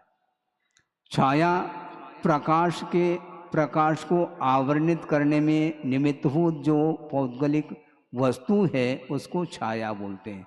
उसके भी 2 प्रकार किए हैं, वर्णादि विकार के परिणत को लेकर के और प्रतिबिंब के रूप में वह छाया 2 प्रकार की होती। आतप जो है आदित्य अर्थात सूर्य मंडल में जो उत्पन्न होने वाला जो उष्ण प्रकाश है वह आतप माना जाता है। और उद्योत जो होता है वह चंद्रबिंब अथवा चंद्रकांत मणि, खद्योत इत्यादि में जो प्रकाश उत्पन्न होता है वह उद्योत माना जाता है। ये सारे शब्दादिक जो है पुद्गल द्रव्य विकारा, ये सब पुद्गल द्रव्य की पर्याय माने जाते हैं। अब पुद्गल द्रव्य के भेद कर रहे हैं। अनवस्कंदाश्च, अणु और स्कंद के रूप में पुद्गल द्रव्य के 2 भेद हुए हैं। अणु भी अनंतानंत होते हैं और स्कंद भी अनंतानंत होते हैं, हो सकते हैं। इस अपेक्षा से बहुवचनांत पद दिया है। अणु का अर्थ तो स्पष्ट है, जिसका विभाग न हो सके उसका नाम अणु अथवा परमाणु है। और अनेक 2 से लेकर के अनेक परमाणुओं के समूह का नाम ही स्कंद माना गया है। भेद संगातेभ्य उत्पद्यन्ते। स्कंद की उत्पत्ति कैसे होती है? इस सूत्र में क्रियापद का प्रयोग किया है, उत्पद्यन्ते। अभी तक क्रियापद नहीं आया था, यहाँ पर क्रियापद का प्रयोग किया। उत्पद्यन्ते के स्कंदाः केभ्य भेद संगातेभ्य। भेद और संगात 2 ही तो हो गए महाराज, बहुवचन का प्रयोग क्यों कर रहे हैं? भेद संघात और एक साथ भेद संघात, ऐसा अर्थ टीकाकार ने लिया। इन्हें भेद से, संघात से और एक साथ भेद संघात से स्कंदा उत्पद्यन्ते, स्कंद उत्पन्न हो जाते हैं। यानी मान लो 4 परमाणु का कोई स्कंद है, वो भेद को प्राप्त हो गए। 2 परमाणु के 2 स्कंद, इनकी उत्पत्ति हो गई है। और मान लो 10 परमाणु का स्कंद है, उसमें से 2 परमाणु विघटित हो गए और 4 संगठित हो गए, तो भेद और संघात एक साथ हो गया। इस अपेक्षा से भेद से भी स्कंद की उत्पत्ति होती है, संघात से भी स्कंद की उत्पत्ति होती है, और एक साथ भेद संघात के माध्यम से भी स्कंदाः उत्पद्यन्ते, ऐसा कहा है। इसके उपरांत भी कुछ ऐसे स्कंद होते हैं। अच्छा, एक और सूत्र आया है, भेदादनु हो।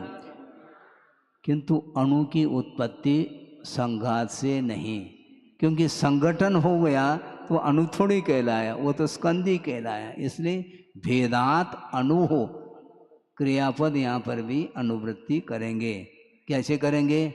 भेदात अणु उत्पद्यते, अणु की उत्पत्ति भेद से होती है, जबकि स्कंद की उत्पत्ति भेद से, संघात से और एक साथ भेद संघात से। और कुछ ऐसे स्कंद हैं जो चाक्षुष नहीं होते, यानी चक्षु इंद्रिय के विषय नहीं बनते हैं। वे चाक्षुष कैसे बन सकते हैं? जो स्कंद होते हुए भी वो दृष्टिगत नहीं हो पा रहे हैं, वो स्कंद दृष्टिगत कब होते हैं? भेद संगाताभ्याम चाक्षुष। भेद और संगात के माध्यम से ही वह सारे स्कंद चक्षु इंद्रिय के विषय बनते हैं। जैसे ऑक्सीजन की उत्पत्ति कैसे होती है? बोलो। जल की उत्पत्ति, ऑक्सीजन और हाइड्रोजन, ये दो ही है ना, ये जो भी बोलो अपनी भाषा में, इन दोनों के भेद और संगात के माध्यम से ही वह जल की उत्पत्ति। जल तो देखने में नहीं आ रहा था, और दोनों गैस हैं, ऑक्सीजन भी और हाइड्रोजन भी, उनका भेद हो गया और एक में संगात हो गया तो जल का निर्माण हो गया। इस प्रकार। और एक उदाहरण गुरुदेव ने बहुत पहले दिया था, मान लो आपके हाथ है, हाथ में मैल जमा हुआ है, और उसमें यदि मान लो आप यूँ संघर्षण करेंगे तो वहाँ पर बत्ती देखने को मिलेगी। तो वो क्या है? भेद और संगात के माध्यम से वह चाक्षुष हुआ है। ऐसा उनका ये बहुत अच्छा उदाहरण है। ऑक्सीजन और ये हाइड्रोजन आप करते रहो, ये अपने हाथ में ही है, लेकिन बिल्कुल ही धुला हुआ यदि हाथ है तो उसमें वह बत्ती देखने को नहीं मिलेगी। ये तो क्लियर है। तो इस प्रकार कुछ ऐसे स्कंद हैं जो अचाक्षुष होते हुए भी उनमें भेद और संगात की क्रिया होती है, तो उसके माध्यम से वह दृष्टिगत हो जाते हैं। द्रव्य का स्वरूप क्या है? सद्रव्य लक्षणम, सत ही द्रव्य का लक्षण है। वो सत क्या वस्तु महाराज? उत्पाद वे द्रव्य युक्तम सत। उत्पाद, व्यय और द्रव्य, इन तीनों वाला ही सत होता है, और वह सत ही जीव का लक्षण माना जाता है, द्रव्य का लक्षण माना जाता है। उत्पाद, व्यय और द्रव्य, इस वाला ही सत है, और वही सत द्रव्य का लक्षण है। उत्पाद किसको बोलते हैं? भावांतर अवाप्ति उत्पादनम उत्पादन। पर्याय अंतर की जो उत्पत्ति है उसका नाम उत्पाद बोला है। जैसे मृतपिंड से घट पर्यायवत, जो मृतपिंड है यानी मिट्टी का जो लोंदा है, उसका घट पर्याय जब उत्पन्न होगी उस समय मृतपिंड का व्यय होगा, और जब तक घट पर्याय की उत्पत्ति नहीं होगी तब तक वह मृतपिंड सामने दिख रहा है। इसका सीधा सीधा अर्थ है पूर्व पर्याय का विनाश हुए बिना उत्तर पर्याय की उत्पत्ति नहीं होती है। कुम्हार के चाक के ऊपर मिट्टी का लोंदा रखा गया है, उस लोंदे का, उस मृतपिंड का अभाव जब तक नहीं होगा तब तक घट की उत्पत्ति नहीं होगी, और घट की उत्पत्ति तब तक नहीं होगी जब तक मृतपिंड का अभाव नहीं होगा। घट पर्याय और पूर्व पर्याय का व्यय, यानी घट की उत्पत्ति हुई तो पिंड की आकृति का व्यय हुआ। जब तक घट की उत्पत्ति नहीं हुई तब तक वह मृतपिंड जो का त्यों बना हुआ है। भावांतर अवाप्ति का नाम ही उत्पाद कहा है। और मान लो मिट्टी है, और मिट्टी लोंदे के रूप में परिवर्तित हो जाती है, तो वह मिट्टी में जो पर्याय थी वह पर्याय समाप्त हो गई, और लोंदे के रूप में वह परिवर्तित होगी, और लोंदे का अभाव हुआ घट पर्याय की उत्पत्ति। किंतु इन दोनों के साथ संबंध रखने वाला वो कौन होता है? वही द्रव्य माना जाता है। वह मृत पिंड में भी और घट में भी, इन दोनों में विद्यमान रहता है, जिसको बोलते हैं मिट्टी। मिट्टी का अभाव संभव नहीं है। दूसरा उदाहरण हम ये ले लें कि स्वर्ण है, स्वर्ण को द्रव्य मान करके चलिएगा, और उसकी पर्याय कौन सी है वर्तमान में? वर्तमान में मान लो वह हार के रूप में है, तो हार की उत्पत्ति हुई है। ऐसा थोड़ी कि बिना उत्पाद की उसकी उत्पत्ति। और हार रूप पर्याय का व्यय हुआ तो मुकुट की उत्पत्ति हो गई। तो हार का व्यय हुआ और मुकुट की उत्पत्ति। और द्रव्य क्या है? हार और मुकुट, इन दोनों में स्वर्ण विद्यमान है, उसी को बोलते हैं द्रव्य, अर्थात ध्रुवता, नित्य माना जाता है। तो इन तीनों वाला जो होता है उसका नाम सत है, वही द्रव्य का लक्षण माना गया है। तद्भावाव्ययम नित्यम है। तद्भाव अर्थात उस द्रव्य का जो होना है वह अभाव को प्राप्त नहीं होता। तद्भाव, भाव का अर्थात पर्याय, वह पर्याय का अभाव नहीं होता। तद्भाव का व्यय अव्यय ही नित्य है, यानी द्रव्य जिस रूप में है उसका व्यय नहीं होना ही नित्यत्व कहलाता है। अब हमारा मूल ये है कि महाराज द्रव्य को आप नित्य भी सिद्ध कर रहे हैं, अनित्य भी सिद्ध कर रहे हैं, दोनों कैसे सिद्ध होंगे? इसी का नाम तो अनेकांत है? अर्पित और अनर्पित करने की कुशलता आनी चाहिए। अर्पित अनर्पित सिद्धे है। अर्पित और अनर्पित के माध्यम से द्रव्य की नित्यता और अनित्यता सिद्ध होती है। यदि पर्याय की विवक्षा करते हैं तो द्रव्य अनित्य है, और द्रव्य की विवक्षा करते हैं तो पदार्थ नित्य है। वस्तु नित्यानित्यात्मक है। वस्तु द्रव्य की विवक्षा में नित्य है और वही वस्तु पर्याय की विवक्षा में अनित्य है। इस प्रकार अर्पित का अर्थ मुख्य और अनर्पित का अर्थ गौण माना जाता है। लेकिन वस्तुतः ये कुशलता आनी चाहिए। जिस समय जिसको मुख्यता देनी चाहिए उस समय उसको आपने गौण कर लिया तो हानि उठानी पड़ेगी, और जिसको गौण कर लिया उसको मुख्यता दे रहे हैं मान लो, वो भी ठीक नहीं। प्रसंग के अनुरूप मुख्यता और गौणता ये समझ में आना चाहिए। अच्छा, अब इसके बाद ये विषय आ रहा है बंद की व्यवस्था। अभी आई थी ना, शब्द बंद। बंद किसको बोलते हैं? किससे बंद होता है? स्निग्ध रूक्षत्वाद बंध। स्निग्धत्व और रूक्षत्व ये जो गुण की जो पर्याय हैं, स्पर्श गुण की पर्याय, इनके माध्यम से ही परस्पर में बंद हो जाता है। एक में बंद नहीं होता, दो से अधिक में बंद होता है। कम से कम दो होना चाहिए, उसके बिना बंद नहीं हो सकता। अब समस्या ये खड़ी हो रही है, मान लो दो परमाणु हैं, वो अविभागी पुद्गल परमाणु हैं जिसके विभाग नहीं किए जा सकते। दो परमाणुओं का संगठन हो सकता है क्या? है?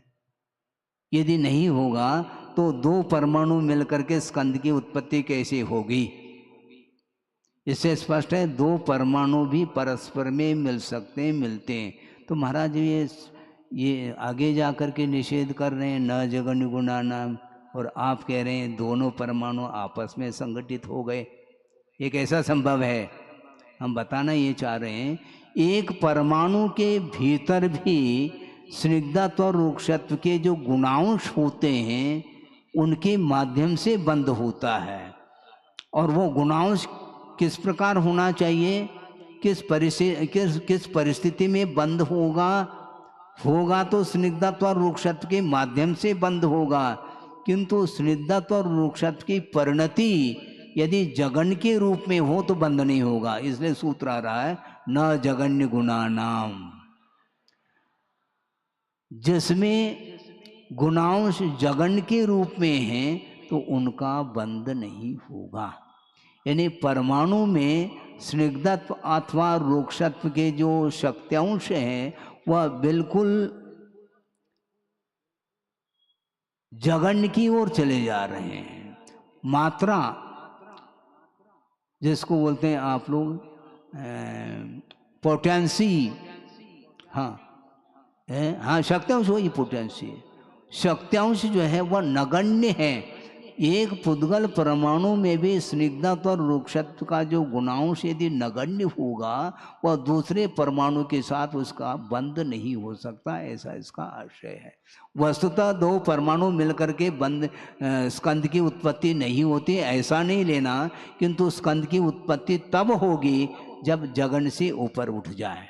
इसलिए न जगन्य गुणाना, जगन्य गुण वालों का बंध नहीं होता। न का अर्थ क्या, निषेधवाचक शब्द है। इस सूत्र में निषेधवाचक शब्द का प्रयोग किया। न अर्थात न बंध, ऐसा अर्थ ले लेना। बंध की अनुवृत्ति है, न बंध। किसका बंध नहीं होता? जगन्य गुणा नाम। जिस परमाणु के भीतर जगन्य गुणांश हैं उनका अन्य परमाणु के साथ बंध संभव नहीं, किसी के साथ में बंध नहीं होगा। फिर बंध और कब नहीं होगा? गुण साम्य सदृशानाम। और गुणांश में यदि सदृशता है तब भी बंध नहीं होगा। न की अनुवृत्ति आ रही यहाँ पर। पहले सूत्र में न जगन्य गुणा नाम कहा, तो यहाँ पर न का भी प्रयोग नहीं किया क्योंकि रिपीटेशन नहीं, अनुवृत्ति ले लेते हैं। गुण साम्य सदृशानाम, यानी गुणों में समानता है तब भी बंध नहीं होगा, ये इसका आशय है। अर्थात एक परमाणु में गुणांश दो हैं मान लो, और दूसरे परमाणु में भी गुणांश दो हैं, तो समानता होगी। समानता होने के कारण उसमें बंध नहीं होगा। तो बंध कब होगा बता रहे हैं, विधान कर रहे हैं। व्यधिकार गुणानांतु, बंध तो दो अधिक गुण वालों का बंध होता है। यानी एक परमाणु में मान लो गुणांश दो हैं तो दूसरे परमाणु में चार होना चाहिए, दो अधिक होना चाहिए। तीन हो तो नहीं होगा, दो अधिक। व्यधिकादि गुणानंतु, आदि का अर्थ यहाँ पर प्रकार के अर्थ में दिया है। यानी बंध जो होता है वह किस रूप में बंध होता है? दो अधिक गुण वालों का बंध होता है। मान लो एक में 5 गुणांश हैं तो दूसरे में 7 होना चाहिए। एक में 3 है तो दूसरे में 5 होना चाहिए, दो अधिक होना चाहिए, तब तो बंध होता है। व्यधिकादि गुणा नाम, तो बंध तो दो अधिक गुण वालों का बंध होता है। अब आगे जाकर के बंध होने के उपरांत वह परिणति किस रूप में होगी? बंधे कौ पारिणामिको च, जो अधिक गुण वाला है वह बंध होने के उपरांत अपने अनुरूप परिणमन करा देता है, कर लेता है। जिसमें गुणों के अपेक्षा से हीनता है उनका परिणमन जो अधिक गुण वाला है वह अपने अनुरूप उसको परिणत कर देता है। इससे स्पष्ट है यदि विकास करना चाहते हैं तो कम गुण वाला जो अधिक गुण वाले हैं उनके पास रहें, किंतु जो अधिक गुण वाले हैं वह कम गुण वालों से प्रभावित ना हो, तब तो रहना सार्थक सिद्ध होगा, नहीं तो मुश्किल हो जाएगा। पारिणामिक अर्थात परिणमन किस रूप में होगा? जिसके अंदर शक्त्यांश अधिक है वही कम वाले को अपने और वह प्रभावित कर सकता है, नहीं है तो नहीं हो सकता है। हम प्रभावित नहीं होंगे क्योंकि जो वीतरागी होगा वो कभी भी रागी से प्रभावित नहीं हुआ, ये ध्यान रखो। हाँ, रागी के प्रति द्वेष भाव नहीं रखेगा, प्रमोद भाव रखना अलग वस्तु और प्रभावित होना अलग वस्तु। प्रभावित हो गए तो गए, फिर बंदे देखो परिणामी कौच, वो उसी के अनुरूप हम रागी बन जाएंगे। रागी बनने में देर नहीं है, ध्यान रखो। अपने गुणों को आप विकसित करना चाहो तो वैराग को दृढ़ रखना चाहिए। इसलिए रागी को भी वीतरागी बनाना चाहो, अपनी कुशलता से उसको बना लो, ये तो ठीक है। और रागी पास में आ गया और स्वयं उससे प्रभावित हो गया और रागी बन गया, तो बंदे दिखाओ परिणाम में कुछ, वो उनके अनुरूप आप ढल गए हैं, आप उन्हीं के हो गए, जबकि वो आपके होना चाहिए था। हाँ, हम उन्हीं के हो गए हैं, भजन भी बोलते हैं आप। हाँ, उन्हीं के हो गए, वो अलग विषय है। प्रसंग यहाँ पर प्रसंग के अनुरूप भी कहा जा रहा है कि जो वीतरागी होता है वह बहुत सतर्क रहता है। गुरुदेव ने ये कहा था कि धर्मानुराग की ओट में कभी भी वह विषयानुराग जागृत हो सकता है। इसलिए बहुत अलर्ट हो करके, अप्रमत्त हो करके दूसरे को भी धर्म की ओर अग्रसर करना चाहिए। बंदे देखो परिणामिक ऊंचा। गुण पर्य व द्रव्यम, द्रव्य की परिभाषा दूसरे तरह से, गुण और पर्याय वाला जो होता है वही द्रव्य होता है। कालस्य, यहां पर आ गया काल का नंबर। काल भी द्रव्य है, किंतु वह अमूर्त है और निष्क्रिय है, किंतु एक नहीं है, ये ध्यान रखना। क्योंकि आकाशात एक द्रव्यानी कहा था, इससे स्पष्ट है कालाणु एक नहीं किंतु असंख्य कालाणु होते हैं। लोकाकाश जो असंख्यात प्रदेशी हैं, उन असंख्यात प्रदेशी लोकाकाश के एक एक प्रदेश पर एक एक कालाणु अवस्थित है, रत्नों की राशि के समान, ऐसा आगम में आता है। सोनंत समय, वह काल द्रव्य पर्याय के अपेक्षा से अनंत समय वाला है। अतीत में अनंत समय व्यतीत हुए हैं और अनागत में भी अनंत अनंत समय व्यतीत होंगे, और वर्तमान समय संबंधी एक समय है। इस प्रकार स्व अर्थात वह काल अनंत समय वाला है, ऐसा कहा गया है। द्रव्याश्रया निर्गुणा गुणा। अब गुण जो है वह किसके आश्रित रहते हैं? द्रव्य के आश्रित गुण होते हैं। द्रव्याश्रया गुणा कथम भूता, वे गुण कैसे हैं? निर्गुणा, यानी एक गुण दूसरे गुण के लिए आश्रय नहीं दे सकता, किंतु जितने भी गुण हैं वह द्रव्य के आश्रित रहेंगे। यह नहीं समझना चाहिए कि ज्ञान गुण दर्शन गुण के लिए आश्रय दे रहा है, अथवा दर्शन गुण ज्ञान गुण के लिए, अथवा सुख गुण अन्य गुण के लिए आश्रय दे रहा है, ऐसा नहीं। जितने भी गुण हैं द्रव्यगत, वो सारे सारे द्रव्य के आश्रित रहते हैं। यानी गुणों के लिए आधार देने वाला द्रव्य होता है। द्रव्य आधार है और गुण आधेय होते हैं, ऐसा इसका आशय है। तद्भाव परिणाम, हाँ, उस पदार्थ का जो भाव अर्थात भावांतर की जो उत्पत्ति है, तद्भाव, वही परिणाम है।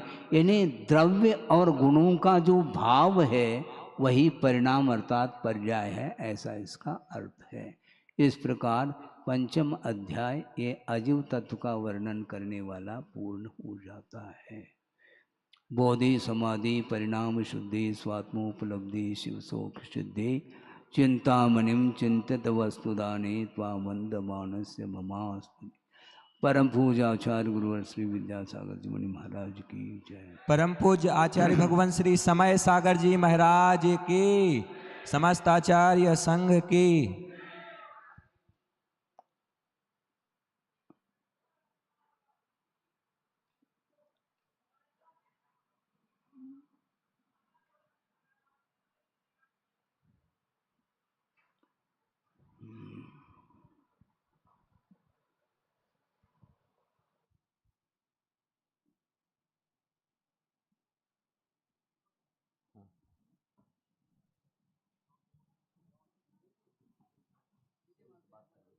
हाँ, स्टैंड, हाँ वो लग जाएगा।